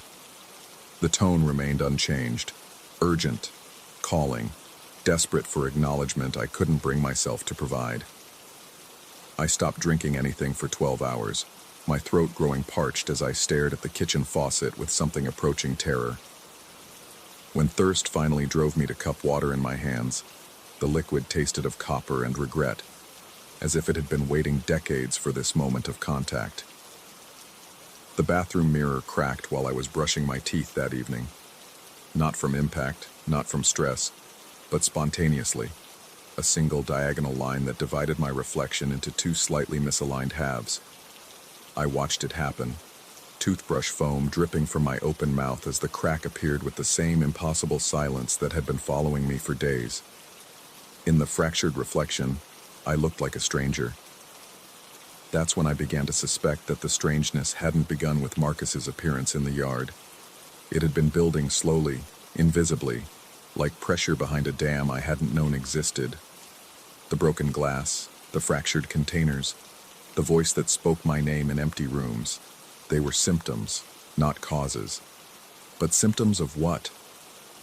I found myself retracing the past weeks, looking for the moment when normal had shifted into something else entirely. Had it started when I'd first arrived at my parents' house? Earlier when they'd asked me to house sit while they visited my sister across the country? Or had it been growing inside me for months, waiting for the right conditions to manifest? The answers felt important and irrelevant in equal measure. On the 5th day, I discovered that I could predict the fractures. The moment before glass touched my lips, I could sense the exact pattern the cracks would follow, could map their routes across crystal and ceramic with the precision of a cartographer charting familiar territory. This knowledge brought no comfort, only the growing certainty that I was either losing my mind or discovering something about reality that was never meant to be known. Marcus's voice had evolved too. No longer content with simply calling my name, it had begun offering fragments of conversation that made no sense. The blue car is parked too close to the hydrangeas, or she never returned the book about birds, or the insurance papers are in the 3rd drawer down. These pronouncements carried the weight of urgent information, but information meant for someone else, about situations I didn't recognize. I began to wonder if Marcus was really Marcus at all, or if something else was borrowing his voice to communicate messages I wasn't equipped to understand. The breaking point came with the glass of water I poured Saturday evening. As I raised it toward my lips, watching the familiar fractures begin their silent dance across the surface, Marcus's voice spoke directly into my ear. "Don't drink that." I froze, the damaged glass suspended inches from my mouth, water seeping between the cracks and dripping onto my shoes. The voice had been unmistakably close, unmistakably real, unmistakably concerned. "It's not safe," the voice continued, and this time I was certain it was coming from directly behind me. "None of it has been safe." I set the glass down with infinite care and turned around. The kitchen stretched empty, shadows pooling in corners that had never seemed quite so dark before. But the air held a weight that suggested recent presence, the way a room feels just after someone has left it. "Marcus?" I spoke to the emptiness, my voice sounding small and uncertain. No response came, but something shifted in my peripheral vision. Not movement exactly, but a change in the quality of the shadows near the doorway leading to the hall, as if darkness itself was paying attention. That night, I didn't sleep. Instead, I sat in the living room, watching the street through windows that reflected nothing but black glass. Every sound, The settling house, distant traffic, the whisper of wind through leaves, seemed amplified and significant, as if the night itself was trying to communicate something just beyond my comprehension. Around 3 in the morning, I heard footsteps in the hallway. Slow, deliberate, definitely human. They approached the living room with the measured pace of someone who knew exactly where they were going, someone who belonged in this house as much as I did. But when I looked toward the hallway, no one appeared in the doorway. The footsteps stopped just out of sight, and in the silence that followed, I heard breathing that wasn't my own. Deep, steady respirations that seemed to echo from somewhere inside the walls themselves.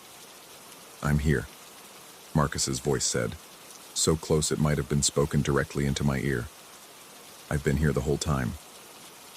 The truth, when it came, arrived not as revelation but as recognition. The way you might suddenly understand that the face you've been staring at in an old photograph was someone you'd known all along. I had been alone in this house for weeks. The calls to my parents had gone unanswered because they couldn't hear me anymore. The food had been running out because no deliveries had come, because no one knew I was here. The mail had stopped arriving because, from the outside world's perspective, this house had been empty since the day I'd disappeared. Marcus hadn't been calling my name from the yard. Marcus had been calling my name from the world I could no longer reach, trying to find me across a barrier I didn't understand and couldn't cross. The broken glass wasn't breaking. It was showing me the truth about my own fractured existence, the impossibility of my continued presence in a space I no longer belonged to. Every container that cracked at my touch was demonstrating the fundamental incompatibility between what I was and what I was trying to be. I looked down at my hands in the dim light filtering through the windows.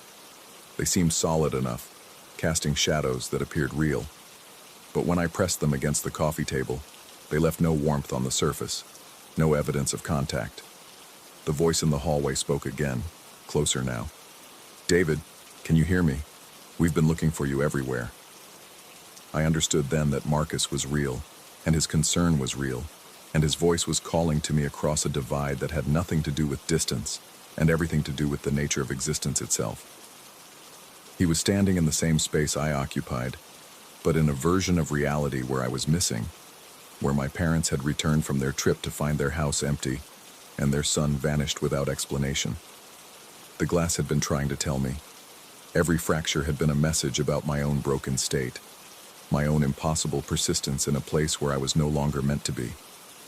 I stood slowly, understanding that this recognition might be the first step toward resolution, or toward something else entirely.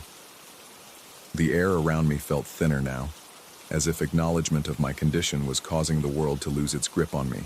"I'm here," I said aloud, though I wasn't certain if the words carried sound or if they existed only in the space between realities where I seemed to have taken up residence. Marcus's voice came again, fainter now. "Keep talking. I think I heard something."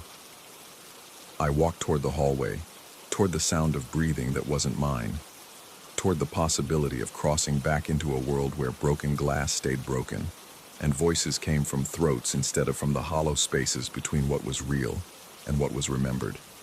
But with each step, the house around me seemed to grow more transparent, as if my movement toward truth was causing everything else to fade. The walls became suggestions of walls. The floor beneath my feet felt increasingly theoretical, and the darkness ahead promised not reunion, but dissolution. I stopped walking. Behind me, Marcus's voice called my name one more time, desperate and distant. Ahead, the hallway stretched towards something that might have been escape, or might have been ending.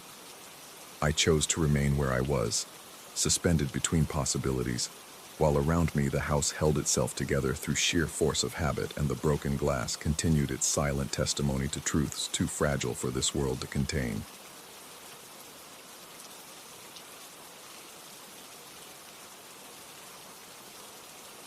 Story 9.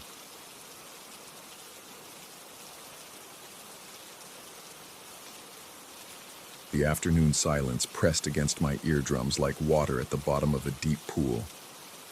I'd been staring at my chemistry homework for 20 minutes, the equations blurring into meaningless symbols, while the house settled around me with its familiar creaks and sighs.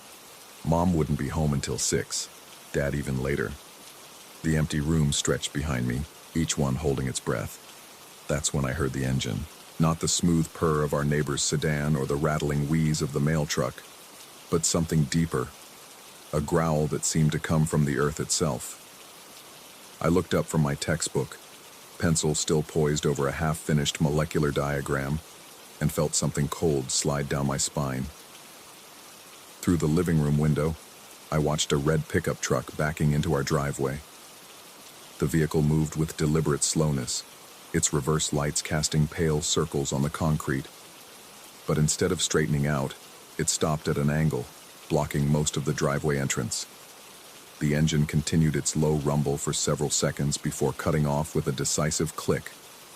I waited for the driver's door to open, and waited. The truck sat there like a sleeping animal, its red paint catching the late afternoon sun. I could see through the rear window that someone was behind the wheel, a silhouette wearing what looked like a baseball cap. But they weren't moving, just sitting, watching. My fingers tightened around the pencil until the yellow paint began to crack under my nail. Something about the scene felt wrong, though I couldn't put my finger on exactly what. Maybe it was the way the truck had backed in so deliberately, or how the driver seemed in no hurry to get out. Or maybe it was something else entirely. A feeling that crawled up from my gut and settled in my throat like a stone. Minutes passed. The digital clock on the cable box ticked from 3:47 to 3:48, then 3:49. Still, the figure in the truck didn't move. I set down my pencil and crept toward the window, keeping low. From this angle, I could see more of the cab's interior. The driver wore what looked like a camouflaged hunting cap, the kind with ear flaps tied up on top. But something was off about his profile. It took me a moment to realize what it was. His face was wrong. Not wrong in the way that faces sometimes look strange in profile, or wrong because of bad lighting. Wrong because it didn't look like a face at all. It looked like wet clay. Smooth, featureless wet clay that seemed to shift and flow even as I watched. My breath fogged the window glass. I wiped it away with my sleeve, blinking hard, certain I was seeing things. But when I looked again, the clay-faced driver was getting out of the truck. He moved with an odd, stilted gait, like someone learning to walk after a long illness. His clothes were ordinary enough, dark jeans, a flannel shirt, work boots. But the way he wore them seemed off, as if he wasn't quite sure how they were supposed to fit. And that face, if you could call it a face, continued to drip. Thick, reddish-brown drops fell from where his chin should have been, splattering on the concrete with wet smacks that I could hear even through the closed windows. Each drop hit the ground and spread into a perfect circle, like paint dropped in water.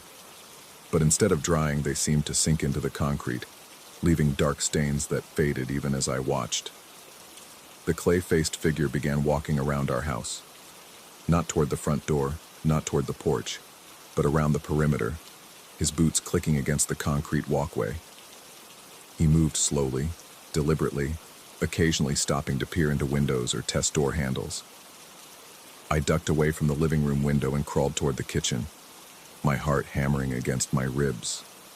From there, I could track his progress by the sound of his footsteps. Click, pause, click, pause. Around the side of the house now, past the utility room, approaching the backyard. What was he looking for? I pressed my back against the kitchen cabinets and tried to think. The rational part of my brain, the part that solved chemistry problems and remembered to turn in homework on time, insisted there had to be a logical explanation. Maybe it was someone from the gas company checking meters. Maybe it was a neighbor I didn't recognize. Maybe the strange clay appearance was just a trick of the light, or exhaustion, or stress from too much studying. But the primitive part of my brain, the part that still remembered what it felt like to be prey, whispered something different. It whispered that this wasn't normal, wasn't safe, wasn't human. The footsteps stopped directly outside the kitchen window. I held my breath, afraid even the sound of my breathing might give me away. Slowly, carefully, I raised my head until I could peek over the windowsill.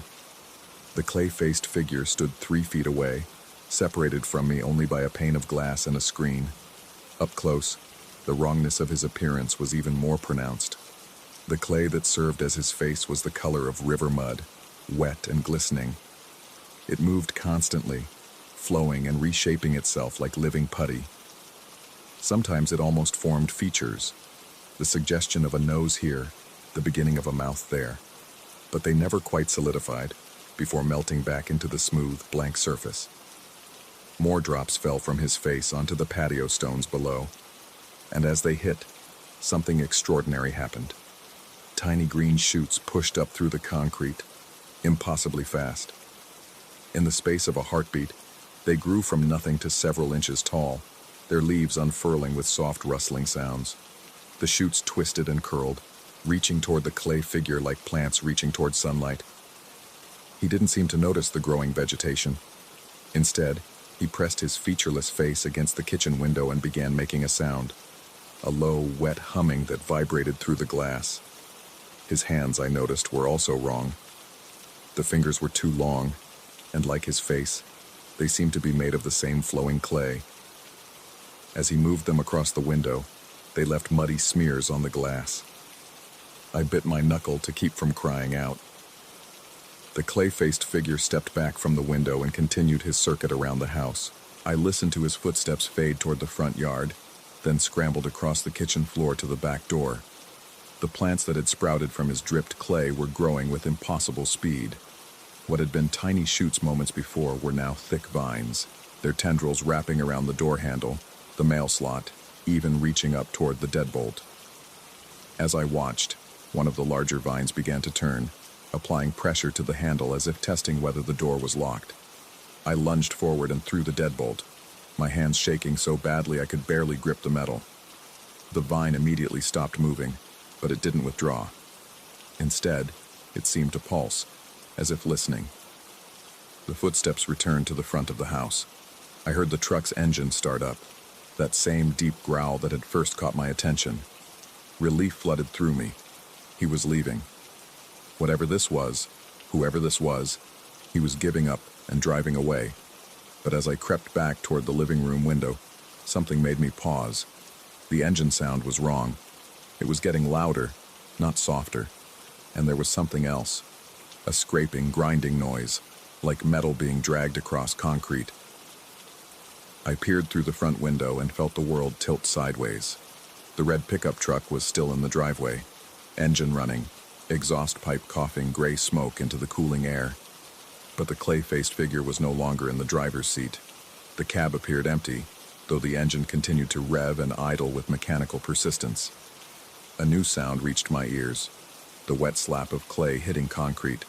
I looked toward the sound and saw him standing beside the truck, his featureless face turned toward the house, toward me. But something was different now.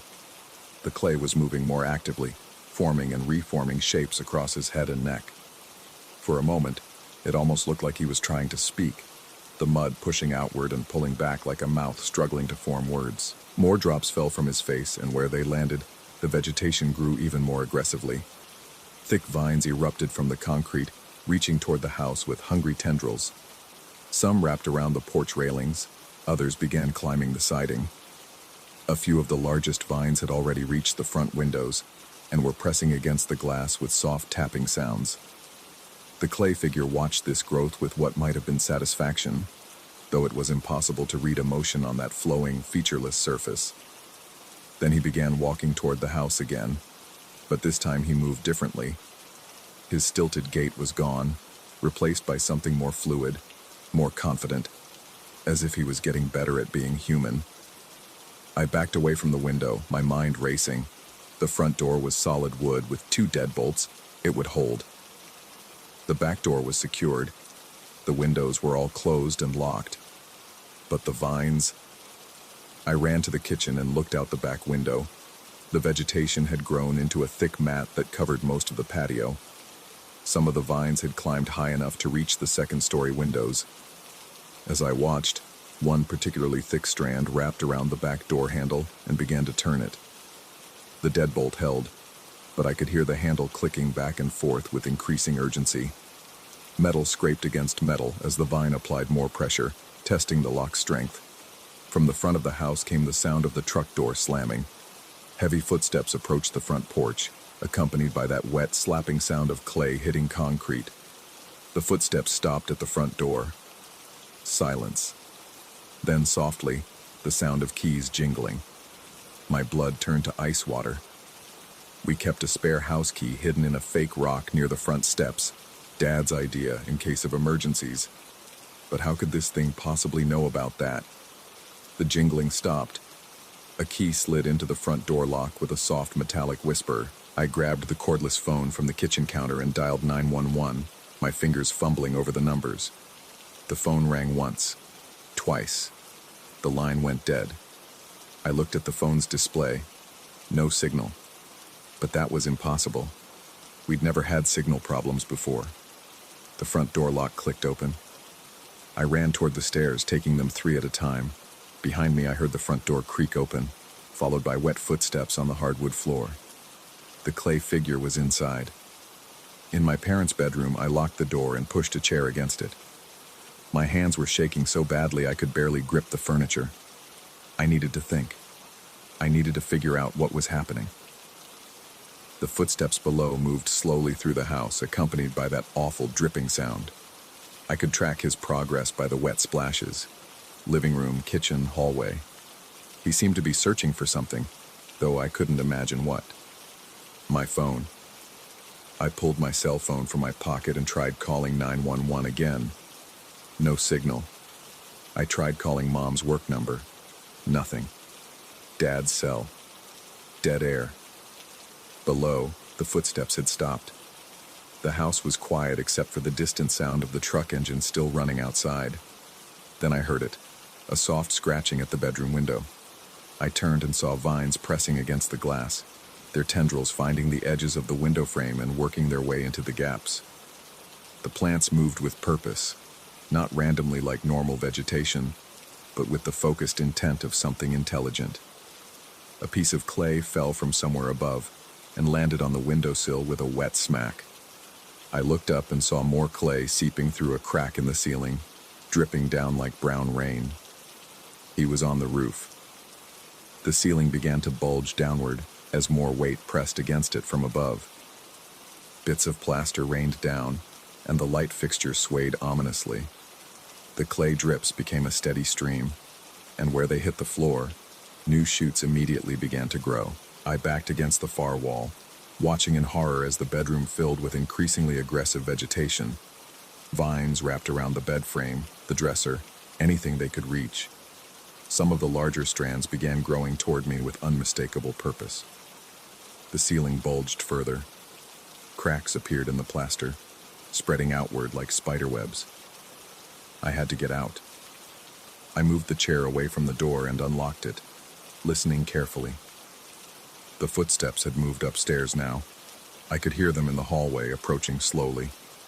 Wet splashes marked his progress. I cracked the door open and peered out. The hallway was dark except for muddy tracks that led from the staircase toward my room. Between the tracks, small plants pushed up through the hardwood floor, their roots somehow finding purchase in the sealed wood. The clay figure appeared at the far end of the hall. Up close in the dim light, he looked even less human than before. The clay face had developed what might have been eye sockets, dark holes that seemed to go much deeper than they should, and the mouth area had formed into something like a grin, though it was too wide and showed what looked like more clay instead of teeth. He raised one muddy hand toward me, fingers stretching longer than human fingers should stretch, and made that wet humming sound again. This time, though, it almost sounded like words, like he was trying to tell me something. I slammed the door shut and looked around desperately. The window. It was a long drop to the front yard, but there was a roof overhang below.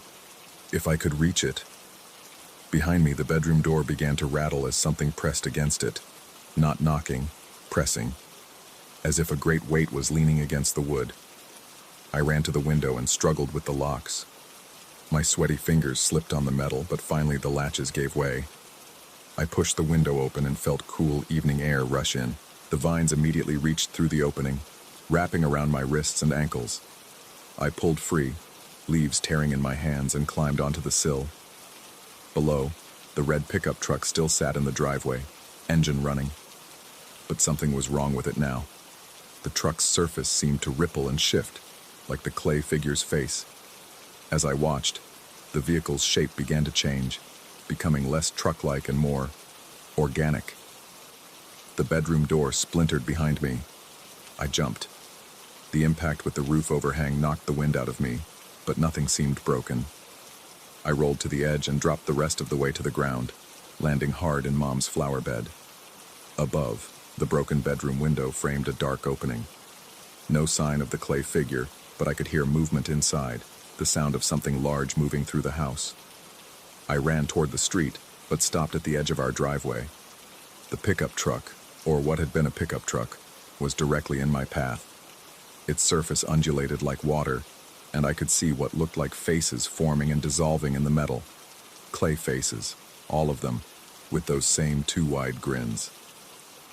From the house came a sound like breaking glass, followed by wet splashing.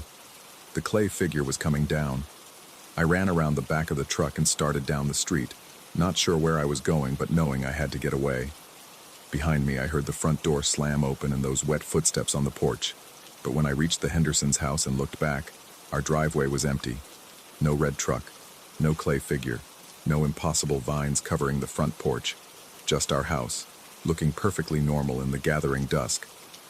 I stood on the sidewalk for a long time, breathing hard and waiting for my heart to slow down. Maybe I'd fallen asleep over my chemistry homework. Maybe it had all been a stress-induced hallucination brought on by too much studying and too little sleep. But when I finally worked up the courage to go back home, I found muddy footprints on the front porch that hadn't dried despite the cooling air. And pressed into our doormat was a single key, our spare key, covered in fresh clay that still gleamed wet in the porch light. The key I watched him use to get inside. Inside the house, everything looked normal.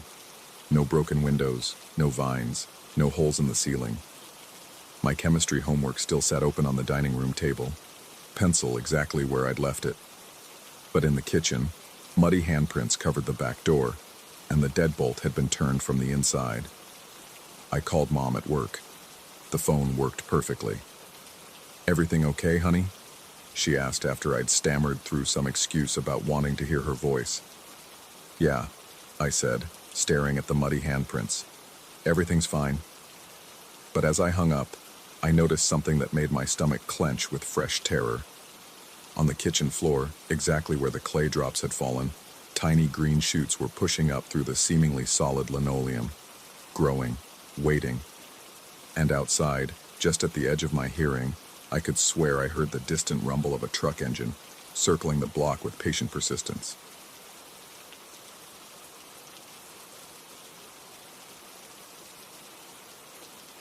Story 10.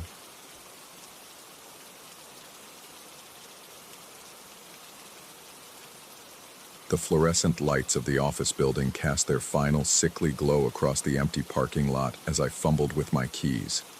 The metal cold against fingers still cramped from 8 hours of typing reports. October had settled into the valley like a weight, bringing with it the kind of bone-deep chill that seeps through wool coats and stays there. My breath formed small clouds that dissipated quickly in the dry air, and somewhere in the distance, a train whistle echoed off the mountains, a lonely sound that always made me think of departure, of things left behind. The drive home should have taken 45 minutes. It always took 45 minutes. Down the main highway for 30 miles, then the turn onto County Road 47, then the final stretch up the gravel path that wound through the sagebrush and scrub oak to my house. Sarah had always complained about the isolation when we were married, said it felt like living at the end of the world. Maybe that's why I stayed after she left, because sometimes the end of the world is exactly where you want to be. I'd been making this drive for 3 years now, and the routine had become a meditation of sorts. The radio would fade in and out depending on the mountains, classical music giving way to static, giving way to late-night talk shows where people called in to discuss their theories about government conspiracies and alien visitations. Tonight, though, the radio stayed silent. I'd tried multiple stations, but each one produced only a soft hiss, like air escaping from a tire. It was just past the 20-mile marker when I first noticed the single headlight in my rearview mirror. At first, I assumed it was a motorcycle. They weren't uncommon on this stretch of highway, even in October. But as the minutes passed and the light maintained its steady distance, never closer, never farther, something about it began to feel wrong. Motorcycles have a particular way of moving, a slight weave, even when traveling straight. This light held its position with mechanical precision, like it was tethered to my car by an invisible wire. I pressed the accelerator slightly, watching my speedometer climb from 65 to 70. The light stayed exactly where it was. I eased off the gas, dropping to 60. The distance remained constant. When I reached for the radio again, hoping for some distraction, my fingers found only the soft static, but now it seemed different, more purposeful, like breathing amplified through speakers. The turnoff to County Road 47 appeared in my headlights like a mouth opening in the darkness. I signaled, though there was no one else on the road to see it, and took the turn at my usual speed. The single light followed, making the turn with the same fluid precision I had, as if it knew exactly where I was going. County Road 47 was paved for the first 10 miles, then became gravel for the final stretch to my house. During the day, it was simply a rural road winding through typical high desert landscape. At night, it became something else entirely, a ribbon of uncertainty cutting through an ocean of black. I knew every curve, every pothole, every place where the shoulder dropped away into invisible arroyos.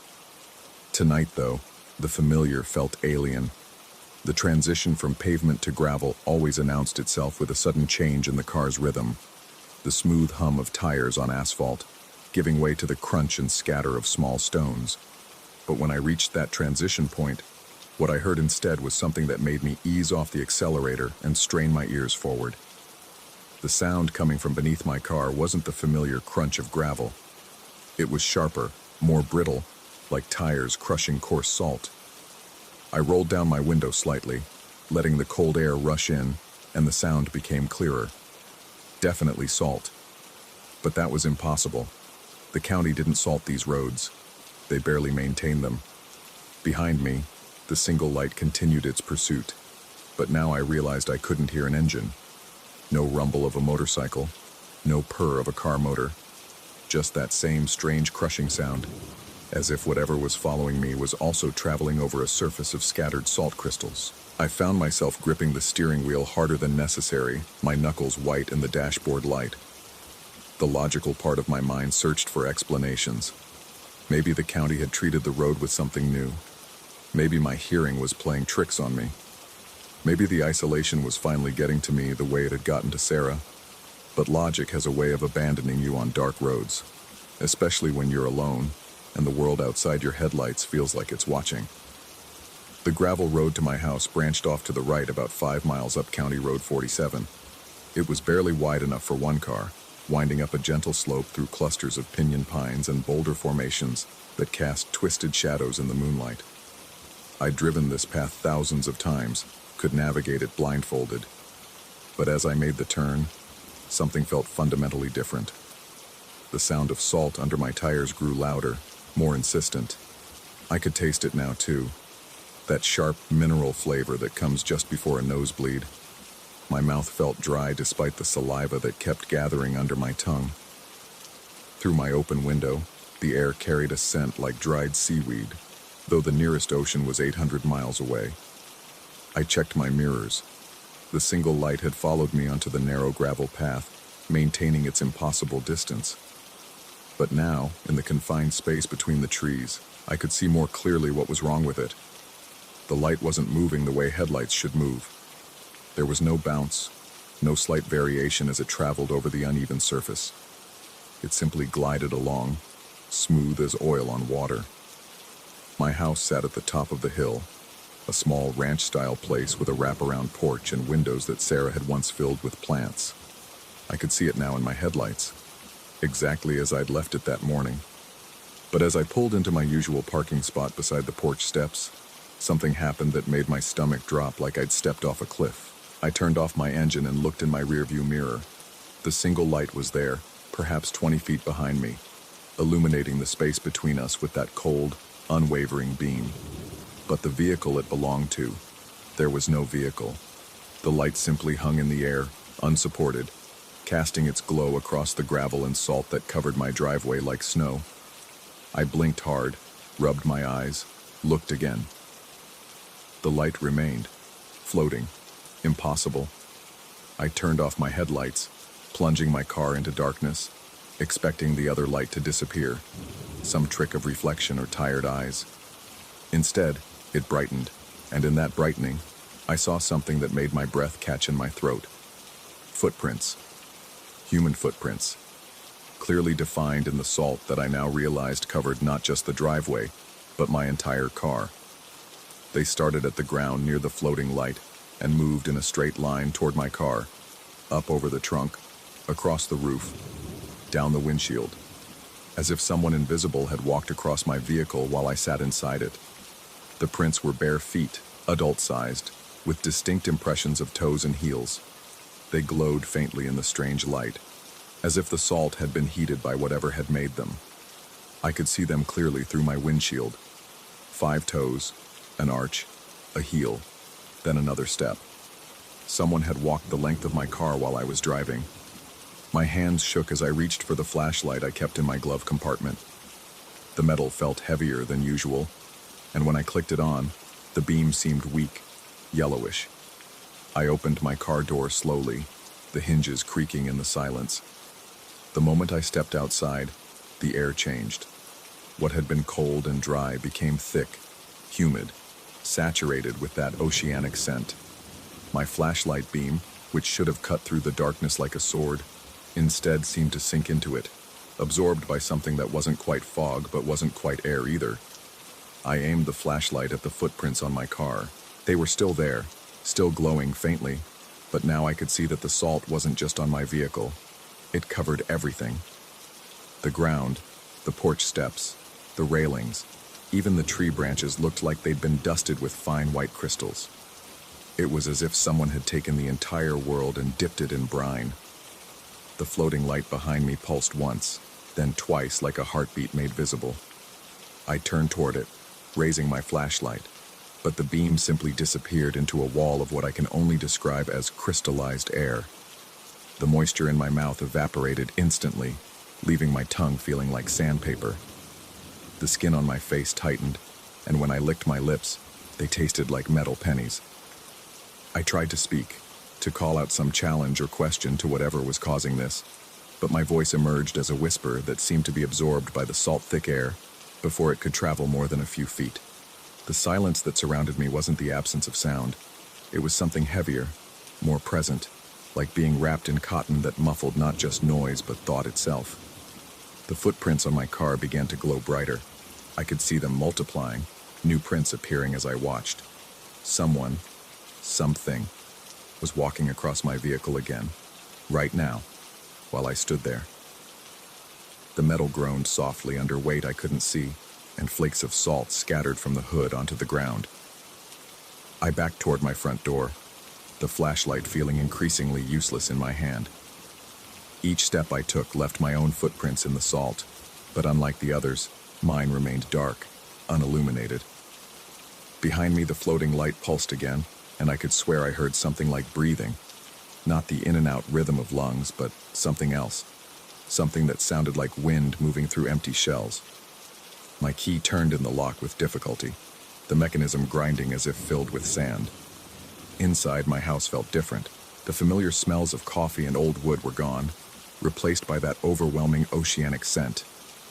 When I flicked the light switch, the bulbs came on, but their glow seemed muted, filtered through the same crystallized air that had swallowed my flashlight beam outside. I moved to the front window and peered through the curtains. The floating light was still there, closer now, perhaps 10 feet from my porch. The footprints on my car were multiplying exponentially, a highway of bare feet crossing and recrossing the metal surface. But now I could see more. Handprints on my windows, smeared shapes that suggested fingers and palms pressed against the glass from the inside. That's when I noticed my own reflection in the window wasn't quite right.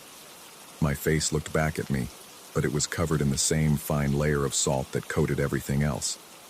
My eyes appeared sunken, darkened, and when I raised my hand to touch my cheek, my reflection didn't mirror the movement exactly. There was a delay, a slight hesitation, as if my reflection was considering whether to follow my lead. I stepped back from the window, and my reflection remained at the glass for a moment longer before mimicking my movement. The taste of metal in my mouth had grown stronger, and I realized my nose was bleeding, small drops of red that looked black in the strange light filtering through my windows. The phone sat on the kitchen counter where I'd left it that morning, but when I picked up the receiver, there was no dial tone. Instead, I heard what sounded like waves lapping against a distant shore, rhythmic and soft. I dialed 911 anyway, but the numbers on the keypad seemed to rearrange themselves as I pressed them. Where there should have been a 9, I found a symbol I didn't recognize. Where the 1 should have been, there was what looked like a tiny drawing of an eye. I set the phone down carefully and moved to the back of the house, to the bedroom that faced away from the driveway. Through that window, I could see my backyard, which should have been familiar grass and the small garden Sarah had planted before she left. Instead, I saw an expanse of white that stretched to the horizon, not snow, but salt, formed into dunes and valleys that shifted slowly in a wind I couldn't feel. In the distance, lights moved across this salt desert, not the harsh single beam that had followed me home, but softer glows that bobbed and weaved like lanterns carried by travelers. As I watched, they seemed to be approaching, growing larger and more distinct. Soon I could make out the silhouettes carrying them, human shapes that walked with purpose across the impossible landscape. I closed my eyes and counted to 10, a technique my therapist had taught me years ago when the anxiety attacks were at their worst. When I opened them, the salt desert was still there, and the figures were closer. Close enough that I could see they left no footprints in the white sand. Close enough that I could see their lanterns weren't electric lights, but something that glowed from within, like captured stars. The bleeding from my nose had increased, and when I wiped it with the back of my hand, the blood was streaked with white. Salt crystals mixed with red, forming patterns on my skin that looked almost like writing in a language I couldn't read, but somehow understood meant one thing: you've been chosen. I returned to the living room and sat heavily on the couch, the flashlight still clutched in my hand, though it had become completely useless. Outside, I could hear new sounds, footsteps on my porch, but not the heavy boots of someone trying to break in. These were the same bare feet that had walked across my car, soft and purposeful. The doorknob turned slowly, though I was certain I had locked it. The door opened with a whisper of hinges, and salt-thick air flowed into my house like water. But no one entered. The doorway remained empty, a rectangle of crystallized darkness that seemed to pulse with its own heartbeat. I understood then that this wasn't about someone coming to get me. This was about me going somewhere else. The floating light, the footprints, the salt desert beyond my window. They weren't invasions of my world. They were invitations to leave it. The taste of metal in my mouth had become so strong I could barely swallow. My reflection in the dark window was now completely independent, moving and gesturing in ways that had nothing to do with my actions. When I stood up, it remained seated. When I raised my hand, it turned away. The figures carrying lanterns had reached my backyard. They stood at the edge of the salt dunes, waiting, patient as tides. Their lights bobbed gently, hypnotically, and I found myself walking toward the back door without consciously deciding to do so. My hand was on the doorknob when I stopped. Something in me, the part that still remembered Sarah's laugh, that still tasted coffee from that morning, that still felt the weight of car keys in my pocket, pulled back. I wasn't ready. Not yet. I turned away from the door and sat back down on the couch. Outside, the floating light pulsed once more, then began to fade. The footprints on my car gradually dimmed. The figures in the salt desert turned and walked back toward the horizon, their lanterns growing smaller and smaller until they were just stars again. But they didn't disappear entirely. They never do. I still live in the house at the end of the gravel road. I still make the drive home from work each night. And sometimes, not every night, but often enough, I see that single light in my rearview mirror. Sometimes I hear the sound of salt under my tires. Sometimes I taste metal in my mouth and find my reflection acting independently in windows and mirrors. The figures are always waiting at the edge of the salt desert that exists just beyond my back door. They're patient. They understand that these things take time, that the crossing from one world to another can't be rushed. And I understand now that the question isn't whether what I experienced was real or some elaborate hallucination brought on by isolation and stress. The question is whether it matters. Because every night when I look in the mirror, my reflection looks a little less like me and a little more like one of those patient figures carrying lanterns across impossible landscapes. The salt is still there, on my car, on my windows, in my blood. It's always there now, a reminder that some roads, once traveled, mark you forever. That some followers, once acknowledged, never really leave. Tonight, when I make the drive home, I know the single light will be there again. And I know that someday soon, instead of leading it to my house, I'll turn around and follow it back to wherever it comes from. The lanterns are waiting. They're always waiting. And I'm almost ready to carry one myself. Story 11. The radio shouldn't have been there. I found it on my third week working the graveyard shift at the Postal Distribution Center, tucked behind a stack of misdelivered packages in the far corner of Warehouse C. The facility sprawled across 15 acres of cracked asphalt 20 minutes outside Millbrook, connected to civilization by a single access road that disappeared into cornfields. During the day, trucks rumbled in and out, workers sorted packages with mechanical efficiency, and supervisors barked orders through handheld radios. But at night, the place transformed into something else entirely, a cavern of shadows and silence broken only by the hum of fluorescent lights and the distant groaning of settling metal. The radio was old, probably from the 70s, with a scratched chrome face and a telescoping antenna bent at an odd angle. Its power cord had been spliced and respliced with electrical tape, and someone had carved initials into the plastic casing. RM 1979. It wasn't in any inventory sheet I'd seen, and God knows I'd memorized every piece of equipment in this place during my endless rounds. I should have reported it, should have tagged it, and sent it to the office for processing. Instead, I plugged it into the outlet behind the sorting table and turned the dial. Static hissed through the speakers, occasionally broken by fragments of distant AM stations. Talk radio hosts discussing agricultural futures, late-night DJs spinning forgotten classics, truckers checking in with dispatchers. Nothing unusual. I left it on low volume as I made my rounds, the white noise a welcome companion in the oppressive quiet. The first incident happened on a Thursday, 3 weeks after I'd found the radio. I was finishing my 3 a.m. walkthrough when I heard voices drifting from Warehouse C. Not the usual radio chatter. These were whispers, soft and urgent, like people sharing secrets in a library. I quickened my pace, thinking maybe some workers had come in early or forgotten to clock out. But when I reached the warehouse, the space was empty except for the towering shelves of packages and the radio glowing softly in the corner. The voices were coming from the radio. I approached slowly, my flashlight beam dancing across the concrete floor. The dial was set to 1570 AM, a frequency that usually carried nothing but static out here. But the voices continued, a man and woman speaking in hushed tones, their words indistinct but somehow familiar. Then I heard my name. Marcus Vaughn, 1247 Elm Street, the woman's voice whispered. Package sent from Portland, Oregon. Contents, books, personal effects, correspondence. My blood turned to ice water. 1247. Elm Street was my address. The package she described had arrived 2 days ago, a box of my grandmother's belongings that my aunt had shipped after cleaning out the old woman's house. The male voice picked up where she left off. Jennifer Martinez, 892 Oak Avenue. Package sent from Denver, Colorado. Contents: clothing, jewelry, photograph album. I knew that package too. Third shelf, section B7.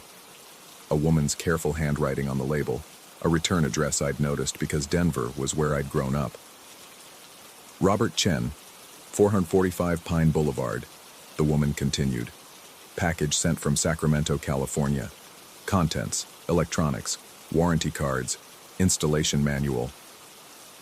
Package after package, the voices read through the inventory with mechanical precision. Every address was accurate, every sender's location correct, every description matching what I'd personally handled and sorted over the past month. It was impossible. The contents of packages weren't listed on shipping labels, and certainly weren't broadcast over radio waves. I reached for the dial to change the station, but the moment my fingers touched the chrome, both voices stopped mid-sentence.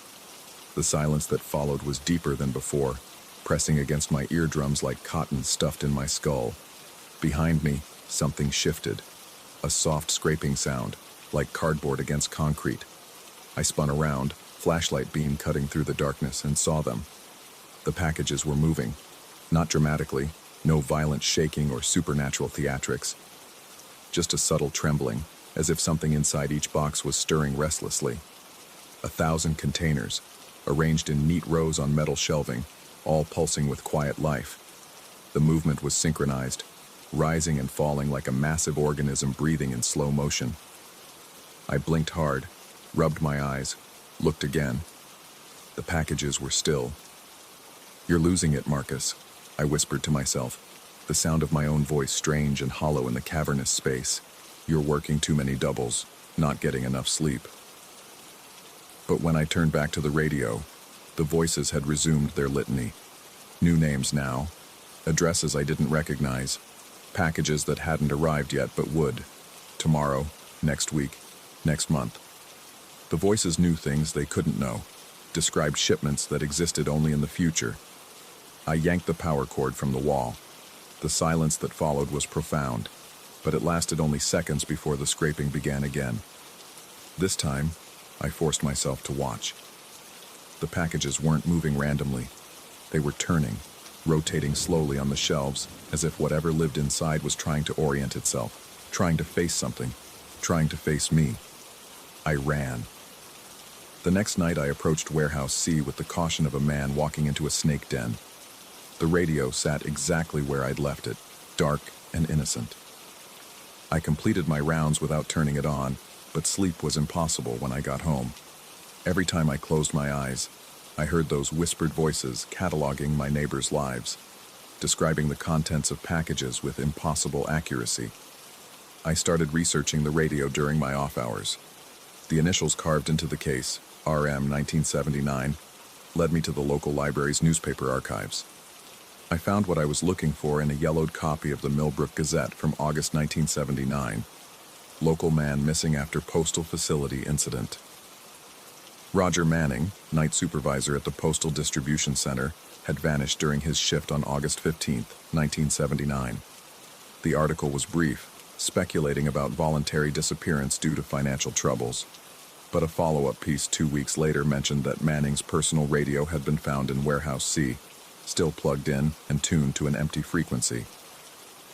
Family members report Manning had become increasingly obsessed with what he called messages in the static, the reporter had written.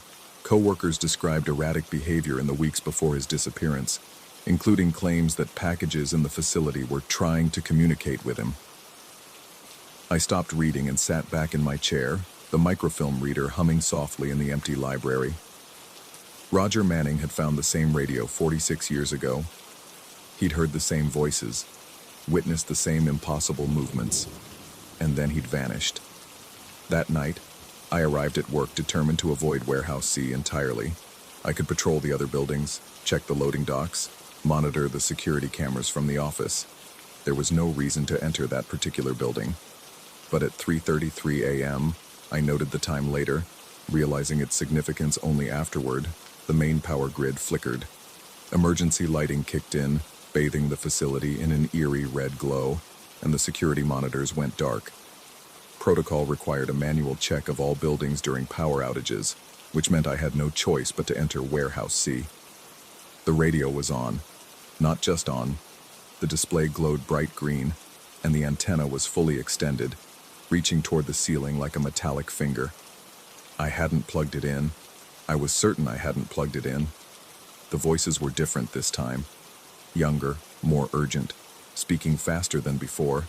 They were reading names I'd never heard, addresses in cities I'd never visited, describing packages that contained increasingly personal items, love letters, family photographs, medical records, diary pages. Sarah Kellerman, 1893. Maple Drive, the woman's voice whispered. Package sent from Boston, Massachusetts. Contents: pregnancy test, positive result, letter to estranged mother. David Pratt, 567 First Street. The man continued. Package sent from Miami, Florida. Contents: divorce papers, house keys, suicide note. I wanted to leave, to run back to the office and call in sick, but my feet wouldn't move. The voices held me transfixed, revealing secrets that should have remained hidden, broadcasting intimate details of strangers' lives into the empty air. It felt like eavesdropping on confessions, like standing invisible in other people's bedrooms. Marcus Vaughn, the woman's voice said, and my heart hammered against my ribs. Package sent from Phoenix, Arizona. Contents: psychiatric evaluation, discharge papers, medication schedule. No, I whispered, but the man's voice picked up the thread. Commitment papers, signed and notarized. Medical records indicating acute paranoid episodes, auditory hallucinations, recommendation for extended observation. That's not real, I said louder, backing away from the radio. There is no package like that. The voices continued relentlessly. Sender's note attached. Marcus needs help. He claims to hear voices through electronic devices, believes inanimate objects are communicating with him. Please ensure delivery to his current address for mandatory evaluation. I lunged for the radio, intending to smash it against the floor, but stopped when I saw the package. It sat on the sorting table directly beneath the radio, a brown cardboard box secured with rough sisal rope. No shipping label, no return address, no postal markings of any kind. The rope was tied in an elaborate knot I'd never seen before, all loops and twists that seemed to shift and change when I wasn't looking directly at them. This was the package the voices had described, the one that had appeared after they'd announced an unknown name the night before. But I couldn't remember any unknown name. I couldn't remember when this package had arrived or how it had gotten onto the sorting table.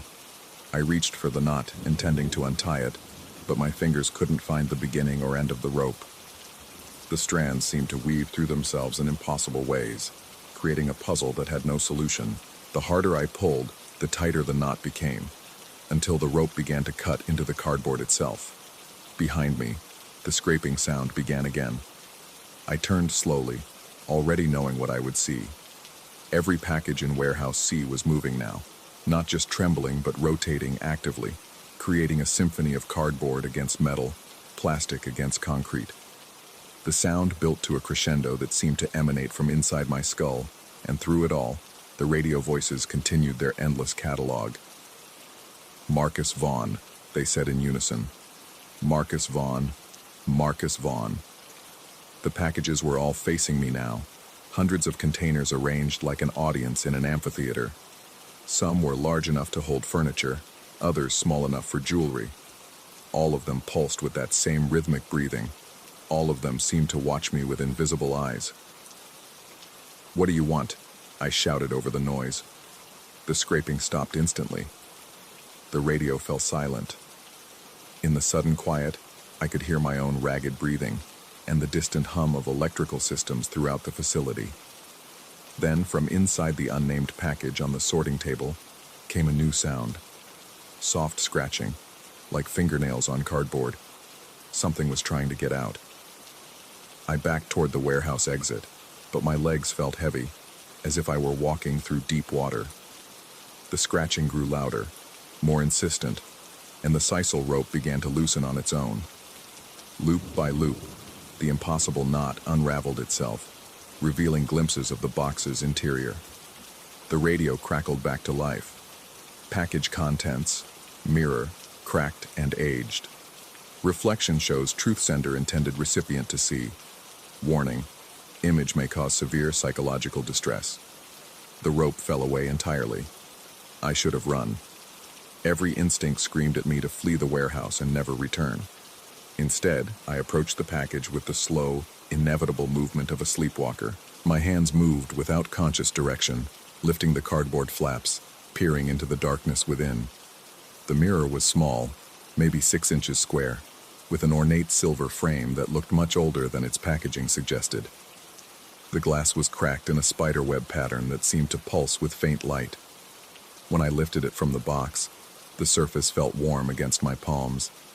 I looked into it and saw myself, but wrong. The reflection showed me in the same warehouse, wearing the same uniform, holding the same mirror. But my face was different. Older, more weathered, with deep lines around my eyes and gray threading through my hair. Behind me, instead of packages on shelves, stood rows of people. Men and women of all ages, all wearing the same blue postal uniform, all staring directly at me with expressions of infinite sadness. Roger Manning stood in the front row. "Welcome home, Marcus," his reflected mouth said, though no sound emerged from the mirror itself. "We've been waiting for you."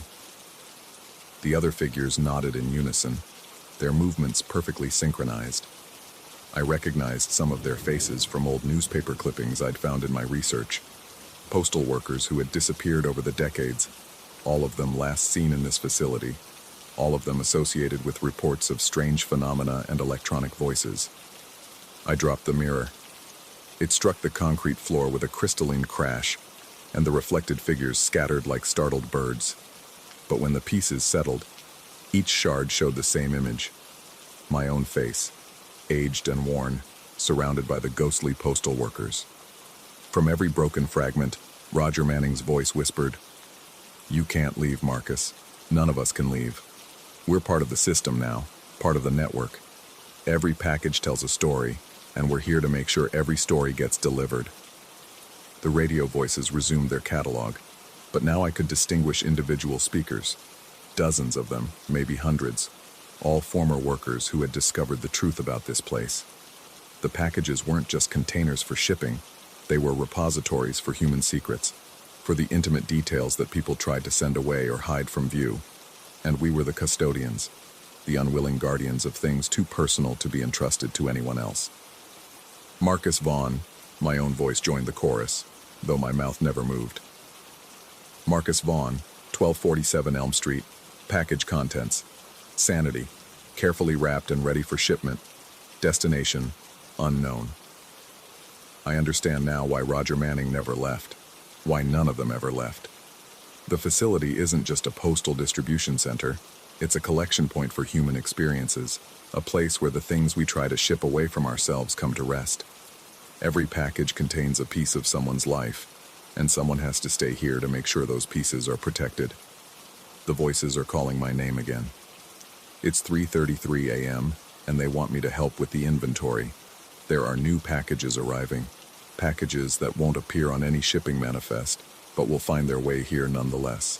Packages containing fears and memories, regrets and secrets, all the things people hope to send somewhere else but that always seem to find their way back.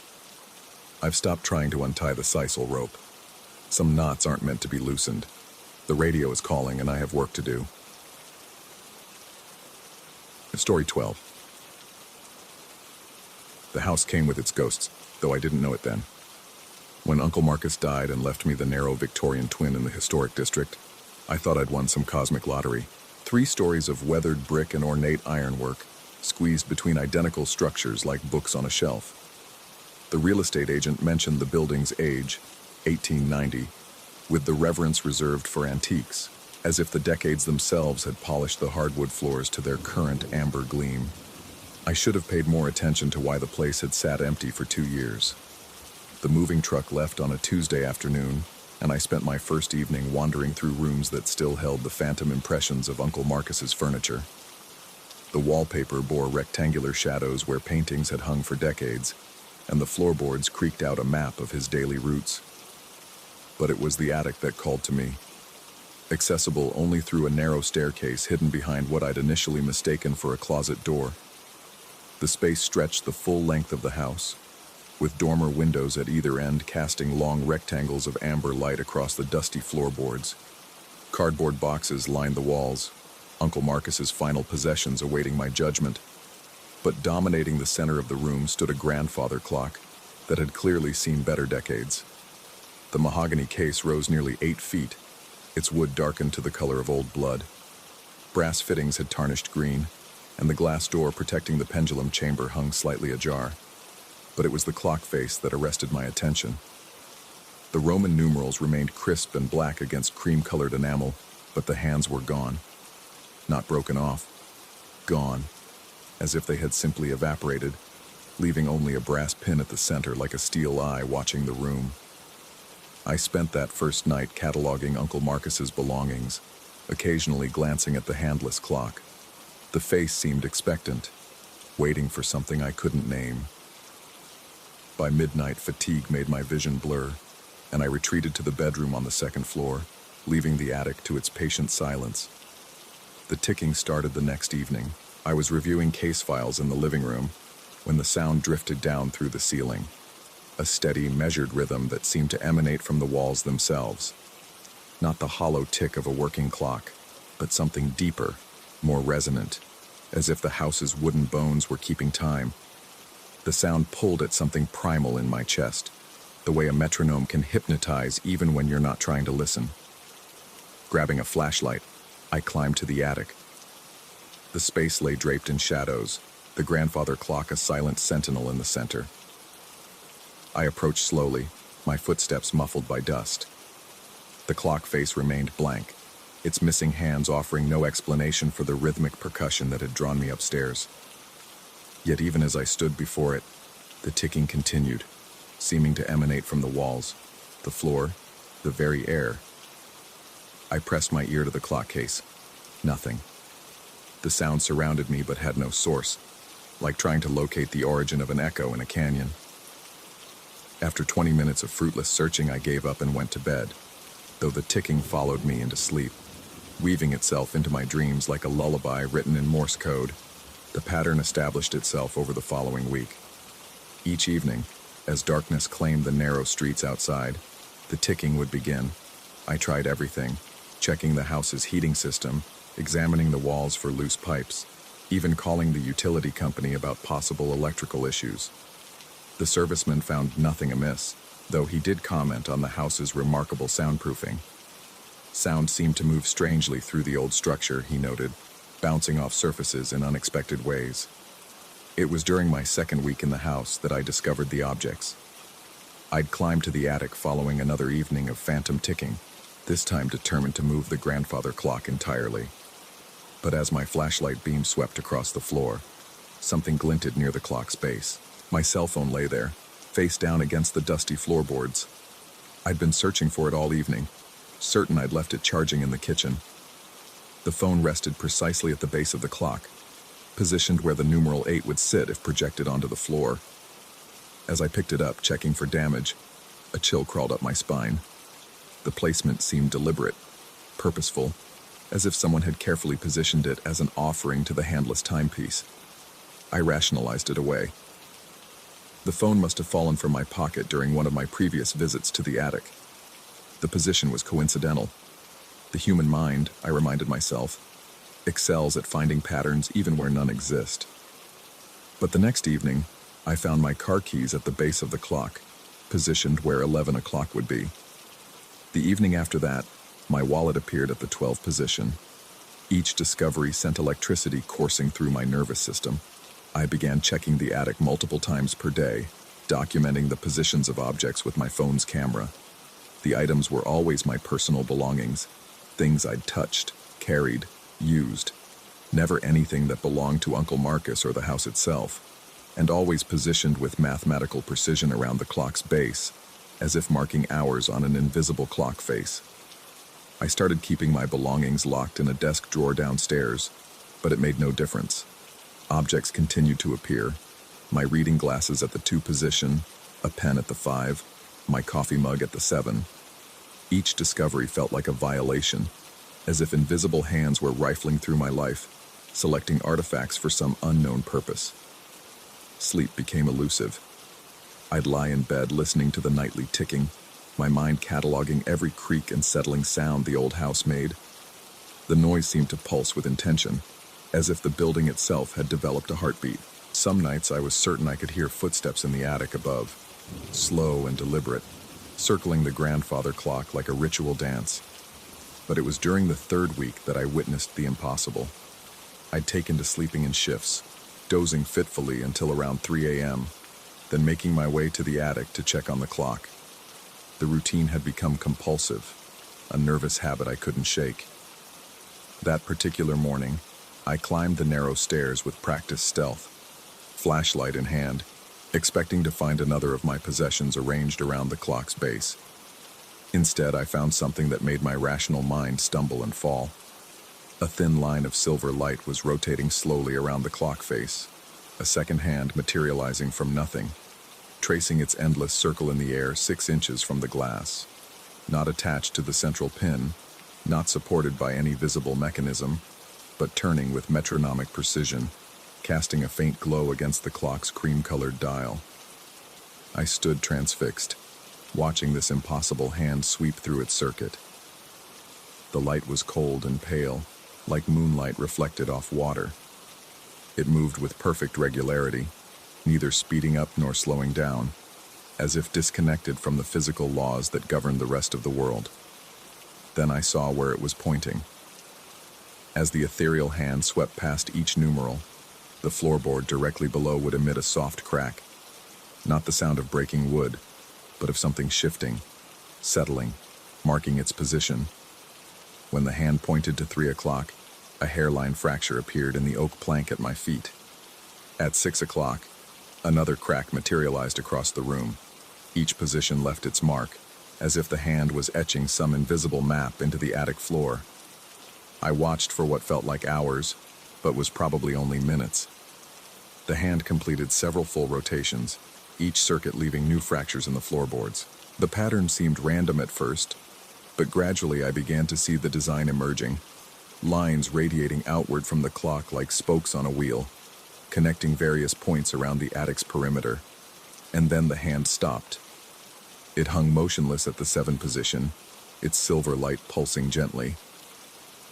I followed its direction with my flashlight beam, across the dusty floor, past stacked boxes and draped furniture, to the narrow staircase leading down to the 2nd floor.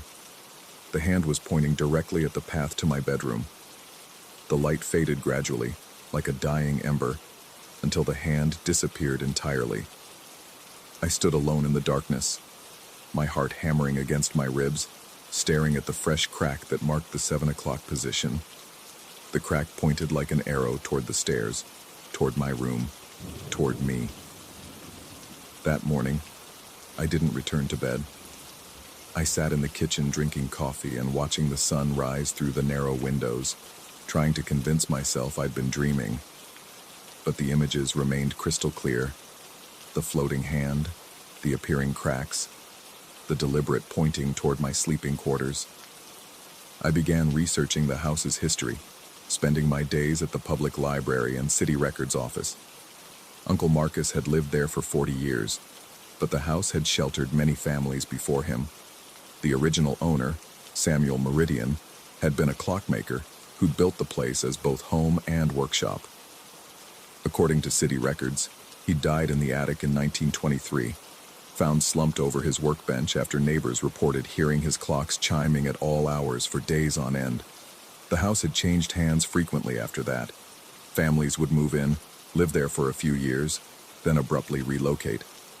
The pattern repeated through the decades. No tragedies, no obvious problems, just a steady turnover of residents who seemed unwilling or unable to stay long. I found Uncle Marcus's diary in a box labeled personal. His entries from the last few years painted a picture of growing isolation and obsession. He wrote about the nightly ticking, about objects moving on their own, about a presence in the attic that watched and waited. His final entry, dated just weeks before his death, consisted of a single line repeated 47 times.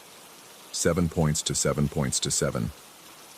The revelation chilled me more than any supernatural manifestation. Uncle Marcus had experienced the same phenomena. The floating hand, the moving objects, the sense of being observed by something invisible and patient. And in the end, it had consumed him, driven him into a spiral of paranoia and isolation. But knowing the truth didn't diminish its power. If anything, confirmation made the nightly visitations more terrifying. I wasn't losing my mind. Something was happening in that attic, something that had been happening for decades. The grandfather clock was more than an antique. It was a focal point for forces I couldn't understand or control. I began sleeping with my bedroom door locked, though I knew it was a meaningless gesture. Whatever haunted the attic wasn't bound by physical barriers. It moved through walls, manipulated objects from a distance, and marked time according to laws beyond human comprehension. The hand appeared every night now, always completing its circuit of cracks, before stopping at 7 o'clock, pointing toward my room. The fractures in the attic floor formed an increasingly complex pattern, a mandala of broken wood with the grandfather clock at its center. Each crack seemed to pulse with subtle energy, as if the floor itself had been transformed into some kind of supernatural circuit board. I tried leaving the house, spending nights in hotels, but the pull was irresistible. Something drew me back each evening, a compulsion that felt stronger than my own will. The house had claimed me just as it had claimed Uncle Marcus and all the residents before him. We were moths attracted to a flame we couldn't see, dancers following music only we could hear. Last night, the hand's behavior changed. Instead of pointing to 7 and disappearing, it began moving backwards, counterclockwise, stopping at each numeral for several seconds before continuing its reverse journey. At each position, the corresponding crack in the floor would glow faintly, as if lit from beneath. The pattern of light spread outward from the clock like ripples on a pond, connecting the various fractures in a web of pale illumination. When the hand reached 12, the entire pattern blazed with cold fire. The attic filled with that silver light, casting everything in stark relief. And in that moment of illumination, I saw them. The shadowy figures standing around the room's perimeter, dozens of them, all facing the grandfather clock with patient expectation. The residents who had come before me. Samuel Meridian at his workbench, Uncle Marcus with his diary, families and individuals stretching back through the decades, all drawn to this place, all marked by the same inexplicable force. They weren't ghosts in any traditional sense, more like impressions, echoes of lives that had been lived under the clock's influence. They turned to look at me with eyes that held no malice, only understanding. They knew what I was experiencing because they had experienced it themselves. The nightly visitations, the moving objects, the sense of being watched, all part of a pattern that had been repeating for over a century. The hand completed its reverse circuit and began moving forward again, accelerating with each revolution.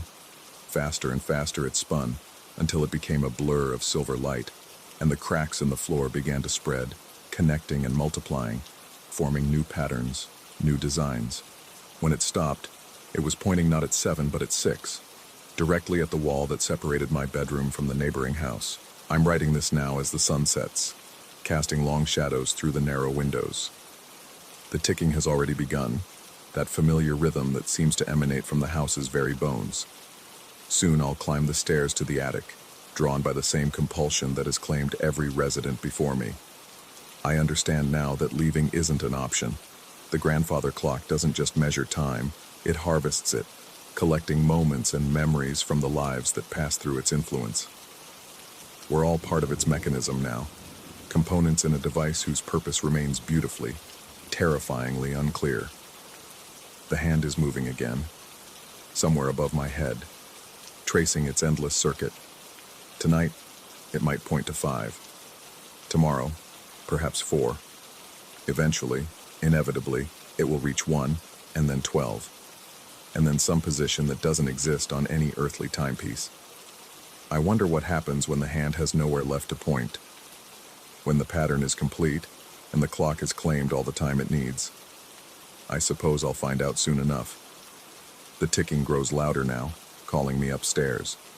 The grandfather is waiting, patient as always, ready to show me whatever comes next in this dance we've been performing for over a century. I close this journal and place it carefully on the kitchen table, where the next resident will find it. Perhaps they'll heed the warning and flee before the clock marks them as its own. Perhaps they'll be stronger than Uncle Marcus, stronger than me. But probably not. The grandfather clock keeps perfect time after all, and time always wins in the end. Story 13. The silence here has weight. It presses against my eardrums like water at depth, thick and suffocating in ways that make me check my watch every few minutes just to hear something tick. The Grand Meridian Spa Resort has been abandoned for 3 years, but the silence feels older, prehistoric, as if sound itself had died in these halls long before the last guest checked out. I came here to catalog medical equipment for the insurance company. Simple work: photograph, document condition, estimate value. The kind of mundane task that usually takes 2 days and pays well enough to ignore the creeping dread that settles in abandoned places. Except I've been here a week now, and my clipboard holds only half-completed forms. The pool is the problem. It sits at the heart of the facility, a pristine, Olympic-sized basin beneath a soaring glass dome that should let in light but somehow doesn't. The water disappeared when they shut off the pumps, leaving behind only smooth concrete and the faint mineral smell of chlorine that never quite fades. During my morning rounds, I cataloged the diving boards, the lane markers still hanging like party streamers for a celebration that never came. The space echoes with phantom splashes, the memory of water so strong I sometimes catch myself listening for swimmers. But come afternoon, something changes. I first noticed it on day 3.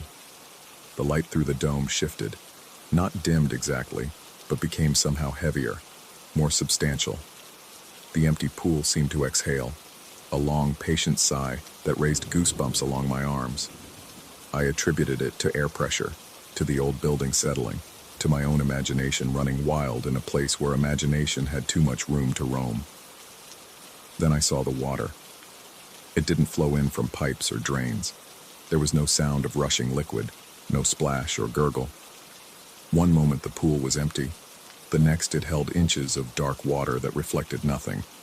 Not the dome above, not my face as I leaned over the edge. The surface was perfectly still for maybe 30 seconds, then began to move. Not waves, not ripples. Movement, like breathing. The water rose and fell in a rhythm so steady, so organic, that I found myself synchronizing my own breath to match. In, hold, out. In, hold, out. The pattern was hypnotic, almost soothing, until I realized what I was doing and jerked back from the edge. That's when the vapor started.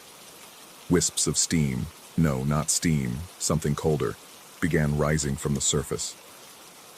The smell hit me like a physical blow. Chlorine, yes, but not the sharp, clean scent of pool chemicals. This was chlorine gone wrong, aged and corrupted, mixed with something else, something medical.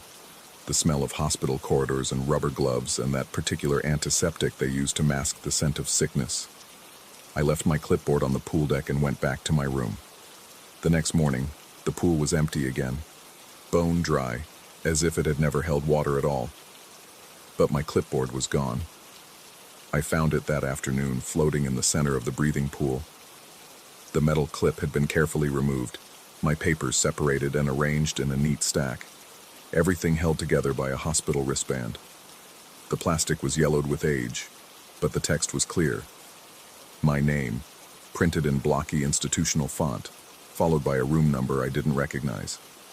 I used the pool skimmer to fish it out, my hands shaking as I tried to convince myself there was a logical explanation. Former patients had left belongings behind, maintenance workers playing pranks. Anything but the growing certainty that something in this place knew me, was studying me, preparing for something I couldn't name. The water level rose higher each afternoon. By day 5, it reached the pool's edge, a perfect mirror that breathed in slow, measured cycles. The vapor came thicker now, rolling across the deck in lazy clouds that made my eyes water and my throat burn.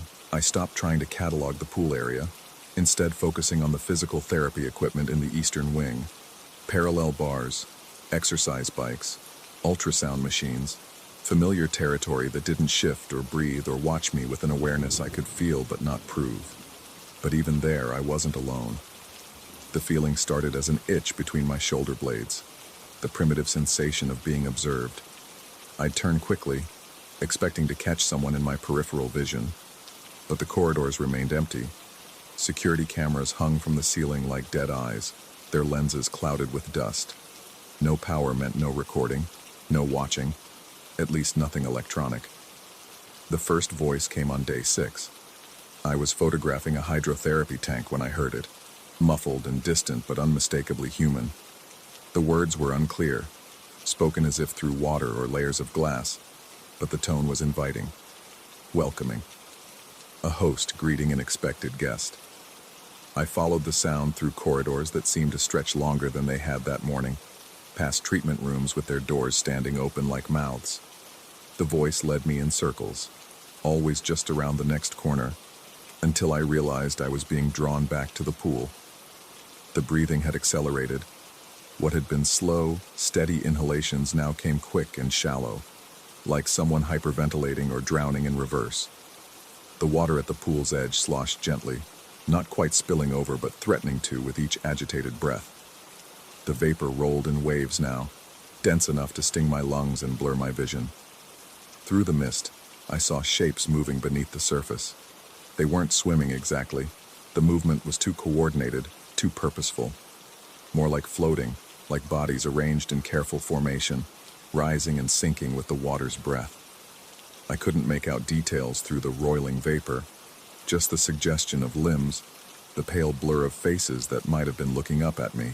The voice came again, clearer now, speaking words that seemed to bypass my ears and resonate directly in my chest. Enter and return the breath you took from us. I ran. My feet slapped against polished floors as I sprinted through corridors that felt increasingly unfamiliar, past doorways that opened onto rooms I hadn't seen before. Treatment rooms became patient rooms, became something else entirely. Spaces with medical equipment I didn't recognize. Machines that hummed with phantom power despite the building's dead electrical system. I didn't stop until I reached my temporary quarters on the 3rd floor, a converted office where I'd set up my laptop and sleeping bag. I locked the door, though against what I couldn't say, and sat on my narrow cot, trying to convince myself that isolation was playing tricks on my mind. But when morning came, I found the footprints. Wet impressions led from the stairwell to my door, then stopped. Not faded or dried, but sharply defined, as if someone had just walked this path. The prints were bare feet, and there were too many of them. Overlapping tracks that suggested not one visitor, but several. All walking in single file, all ending at my threshold. I photographed them with my phone, though the images came out strangely distorted, the watermark seeming to shift and blur even in still pictures. When I looked again an hour later, the hallway was dry. That afternoon, I packed. 3 years of physical therapy work had taught me to recognize when a patient's condition was deteriorating, when continued treatment might cause more harm than healing. This place, whatever was happening here, felt like a patient I couldn't help, shouldn't help. The insurance company could find someone else to finish the catalog, but the pool had other plans.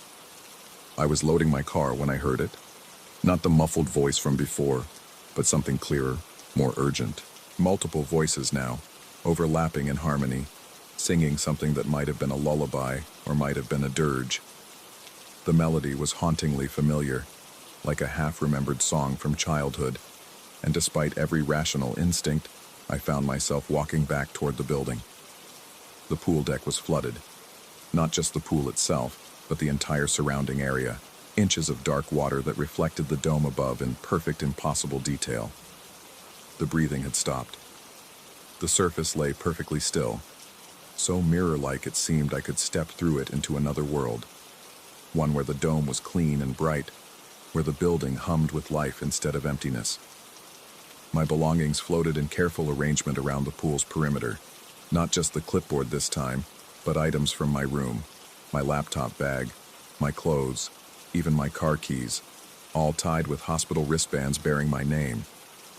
The bands weren't yellow anymore, but fresh white, the kind they'd snap around your wrist during admission. The voices rose in volume, no longer muffled but crystal clear, and I realized with growing horror that I recognized them. Patients from my former clinic. Mrs. Henderson, who'd never regained full mobility after her stroke. Miguel Santos, who'd struggled with chronic pain. Sarah Chen, who'd died. No. Sarah Chen had moved away, transferred to another facility. That's what they'd told me.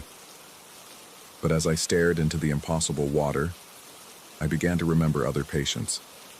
Ones who'd stopped coming to sessions without explanation. Ones whose files had been quietly removed from my caseload. Ones whose breathing had grown labored during treatment, whose lungs had filled with fluid that no amount of therapy could drain. "You helped us let go," the voices sang in perfect harmony. "Now enter and return the breath you took from us." And suddenly I understood. The pool wasn't trying to harm me. It was trying to heal me. All those patients I couldn't save. All those final breaths I'd witnessed and cataloged and moved past. They'd found their way here, to this place where healing had once happened, where broken bodies had once been made whole. They were waiting for me to join them, to let the water fill my lungs the way it had filled theirs, to stop fighting the current that had always been pulling me under. The insurance job, the cataloging, even my presence here, none of it was coincidence. I'd been drawn here just as surely as those wet footprints had been drawn to my door. The water began to rise. It crept across the deck with deliberate patience, soaking through my shoes, climbing my legs with the warmth of a familiar embrace. My phone buzzed in my pocket, probably my supervisor wondering why I hadn't filed my report. But the sound seemed to come from very far away, from a world where breathing was still necessary, where drowning was still possible. I took a step toward the pool's edge, then another. The voices welcomed me home, and for the first time in days, the silence finally had weight enough to let me rest. Story 14. The elevator buttons felt different under my fingertips that Sunday morning, colder than they should have been, with a texture like worn bone. I'd been managing the retrofit of the Brennan Commercial Building for 8 months, and every surface in this place had become familiar. Every surface except the button marked 2 that shouldn't have existed. I stared at it, my coffee growing cold in my other hand. The building plans were seared into my memory. 15 floors above ground, basement level, sub-basement for utilities. No negative second floor. Yet there it was, brass and real, nestled between the basement button and the emergency stop. The metal bore the same patina as the others, the same manufacturer's stamp, as if it had always belonged. My rational mind supplied explanations. Renovation fatigue, the early hour. 3 weeks of 12-hour days had blurred my perception. But my finger moved toward the button anyway, drawn by the kind of morbid curiosity that makes you probe a loose tooth with your tongue. The elevator lurched downward with a grinding that I'd never heard before. Metal against metal in a rhythm that sounded almost organic. The descent lasted too long, far longer than the drop to the sub-basement should have taken. The floor indicator flickered through familiar numbers, 3, 2, 1, B, SB, then something that made my vision swim before settling on 2. The doors opened with a pneumatic sigh. The corridor stretched before me, illuminated by fluorescent fixtures that hummed with the particular frequency of institutional anxiety. Concrete walls ran in both directions, their surfaces slick with moisture that caught the harsh light and threw it back like polished mirrors. I could see myself reflected infinitely in the undulating wetness. 1,000 versions of me in work clothes, each one slightly distorted, slightly wrong. My footsteps echoed as I stepped into the corridor, the sound bouncing off the wet walls with crystalline clarity. But there was something off about the acoustics. The echo of my right foot came back clean and sharp, but the left foot's echo returned with a subtle delay, half a second out of sync, creating a secondary rhythm that suggested someone walking behind me. I stopped. The echo stopped, but not immediately. There was that half-second delay, as if my shadow was taking an extra step before catching up. The air down here tasted of copper and old concrete, with an undertone of something organic that I couldn't identify. Not decay exactly, but something that had once been alive and was now suspended in an uncomfortable state between existence and absence. Each breath seemed to coat my lungs with moisture that was too warm, too thick. I walked to the left first, counting my steps. 23 paces brought me to a dead end where the corridor terminated in another concrete wall, this one bearing a small placard that read, "Authorized personnel only, 1974. The date meant nothing to me. The building had been constructed in 1981. Turning back, I passed the elevator and continued in the other direction. The walls here were identical, the same wet concrete, the same impossible reflections. But the reflections were becoming troublesome. In the undulating surface, my image seemed to lag behind my movements by fractions of seconds, creating a disconcerting effect like watching myself through water. This corridor terminated after 31 steps, ending at what appeared to be a maintenance door marked with radiation symbols and warnings in languages I didn't recognize. The metal was rust-free despite the humid environment, and when I touched it, it was warm. Not room temperature warm, but body warm, as if something living pulsed beneath the surface. I retreated to the elevator, but the call button wouldn't respond.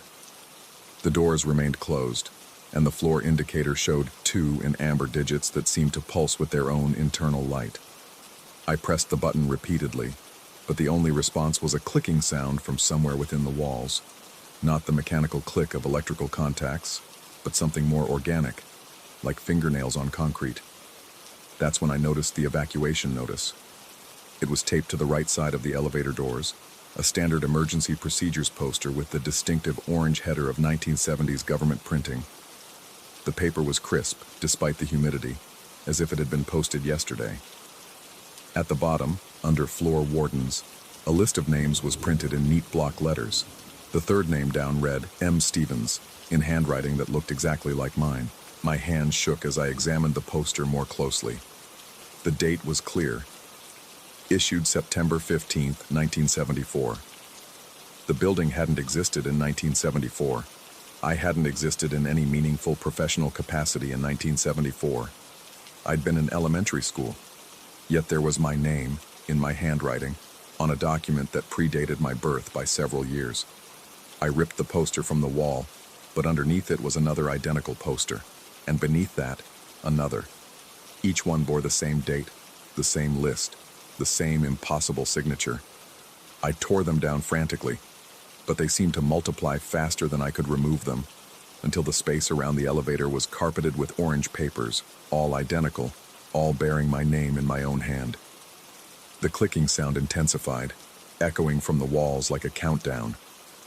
The moisture on the concrete began to move, forming patterns that looked almost like writing, symbols that appeared and dissolved before I could focus on them.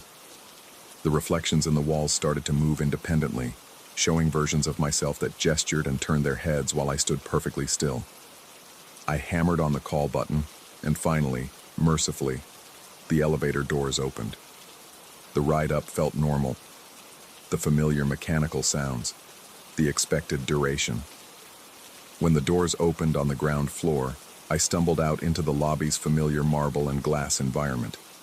Sunlight streamed through the windows at exactly the angle it should for 9:30 a.m. on a Sunday in October. My coffee cup sat on the security desk where I'd left it, still warm.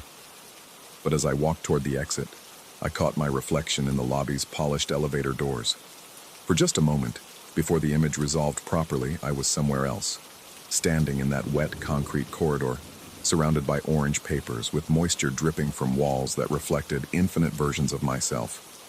I drove home and spent the rest of the day researching the building's history. No mention of expansion below the sub-basement. No record of any structure on the site before construction began in 1980. The architectural firm's records showed no negative second floor in any iteration of the plans. Monday morning arrived with the particular anxiety that comes from knowing you have to return to a place where reality had bent. I avoided the elevators entirely, taking the stairs to my temporary office on the 3rd floor. But throughout the day, I found myself stealing glances at the elevator bank, watching the floor indicators. Several times I saw the amber 2 flickering in displays that should have shown only positive numbers and basement levels. My crew noticed my distraction. When Jim, my site foreman, asked if everything was all right, I found myself wanting to tell him about the corridor, the echoes, the impossible poster. But the words felt too large for my mouth, too strange for daylight hours. Instead, I made excuses about weekend stress and buried myself in renovation schedules. But the poster haunted me. Not just the impossibility of it, but the certainty of that handwriting. It wasn't similar to mine. It was mine, with all the particular loops and angles that I'd developed over decades of engineering notations. The pressure patterns, the slight right-hand slant, even the way I dotted my I's. Everything was perfectly, impossibly accurate. That evening, I called the building's previous owners, the management company that had overseen it before our client purchased it for renovation. The property manager, a tired-sounding woman named Carol, confirmed what I already knew. 15 floors, basement, sub-basement for mechanical systems. When I pressed her about any historical incidents, any evacuations or emergency procedures, she became evasive. There had been some issues in the early years, she admitted, but nothing that affected the current structure. What kind of issues? Look, Mr. Stevens, that building has had a lot of owners, a lot of managers. Sometimes records get incomplete. If you're having problems with the mechanical systems, I'd suggest checking with the original contractors. But she'd hung up before I could ask about evacuation procedures from 1974. Tuesday, I brought my building plans to work, the complete architectural set, including structural drawings that went back to the original 1980 construction. I spread them across my desk and traced every line, every dimension, every annotation. No negative second floor, no space unaccounted for. According to the structural drawings, the foundation terminated at the sub-basement level, with nothing but earth and bedrock below. Yet the button remained. I watched other people use the elevators throughout the day, studying their faces as they pressed the controls. No one seemed to notice the 2 button. When I asked Sarah from accounting which button she'd pressed for the basement, she pointed to the B without hesitation, her finger passing right over the 2 as if it weren't there. But it was there. I could see it, feel it. When I pressed it when no one was looking, it depressed with the same mechanical resistance as all the others. Wednesday, I brought a camera. The button photographed normally enough, a brass circle with 2 etched into its surface. But when I reviewed the image, something was wrong with the perspective. The elevator panel appeared to be photographed from a lower angle than where I'd been standing, as if the camera had been held by someone significantly shorter. And in the reflection on the brass surface, instead of my face behind the camera, there was just darkness. I deleted the photo immediately, but that night I woke up with the taste of copper and concrete in my mouth. Thursday I broke. I waited until the building was empty, then rode the elevator down to 2 again. This time I was prepared. I brought a flashlight, a measuring tape, and a rational plan to document everything systematically. If this was some kind of psychological breakdown, at least I could gather evidence of my own deterioration. The doors opened onto the same impossible corridor, but something had changed.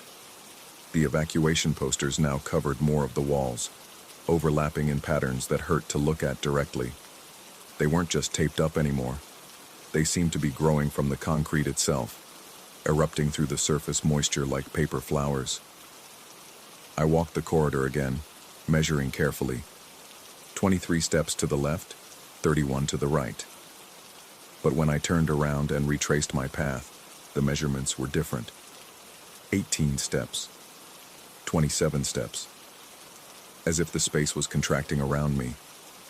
The echoes of my footsteps had multiplied. Now it sounded like a crowd following me, dozens of footsteps in slightly different rhythms, all delayed by that same half-second interval. When I stopped walking, the sound continued for nearly 10 seconds, gradually fading like applause dying in a theater.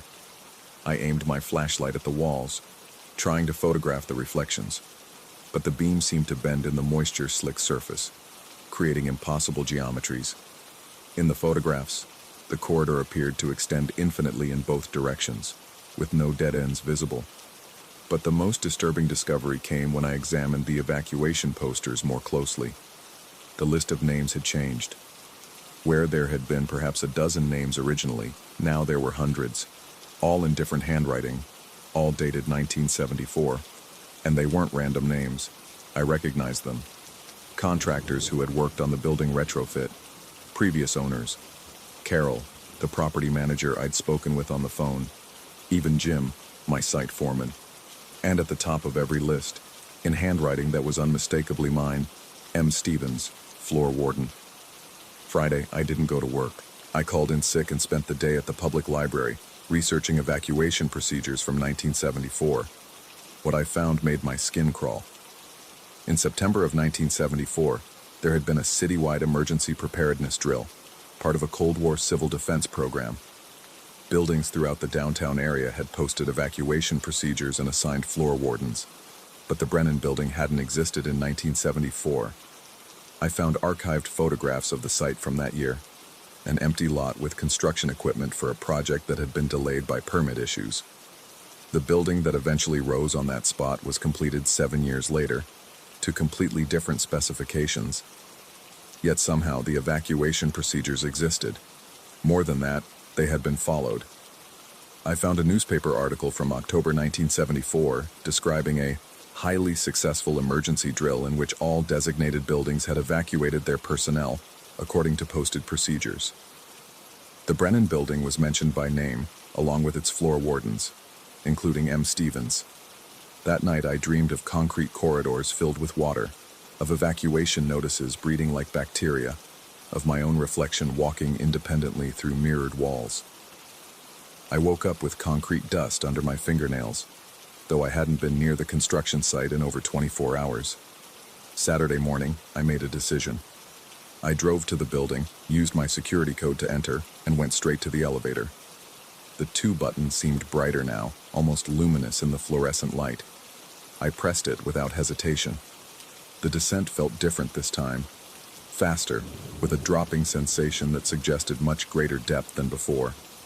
The floor indicator cycled through numbers I'd never seen. 3, 4, 5, continuing downward until the display showed only symbols that meant nothing to me. When the doors opened, I was somewhere else entirely. The corridor stretched in all directions now, a vast network of concrete passages that branched and intersected according to no architectural logic I could understand. The walls were covered entirely with evacuation notices, layer upon layer, creating a papier-mâché surface that rustled and whispered with the movement of air I couldn't feel. And I wasn't alone. Figures moved through the distant corridors, shadowy forms that walked with the same half-second echo that had plagued my footsteps. As they drew closer, I could see that they wore work clothes from different eras, carried clipboards and measuring instruments, moved with the purposeful stride of people with important work to complete. Floor wardens, all of them. Emergency personnel for a building that existed in the overlap between what had been planned and what had been built, in the space where bureaucratic necessity intersected with architectural impossibility. I understood then why my name had appeared on those evacuation notices, why my handwriting had signed documents that predated my birth. The building needed its floor wardens, needed its emergency personnel.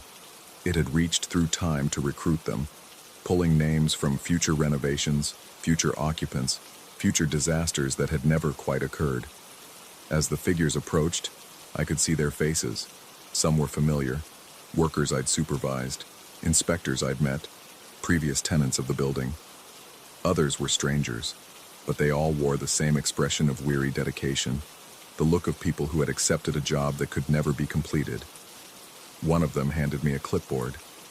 The pages were filled with inspection checklists for systems that didn't exist, emergency procedures for disasters that hadn't happened, floor plans for spaces that occupied the gaps between reality and necessity. I signed my name at the bottom of the form, my handwriting flowing across the page with practiced ease. The elevator doors closed behind me, and I heard the mechanical systems of the building settle around us like a satisfied sigh. Somewhere above, the renovation continued.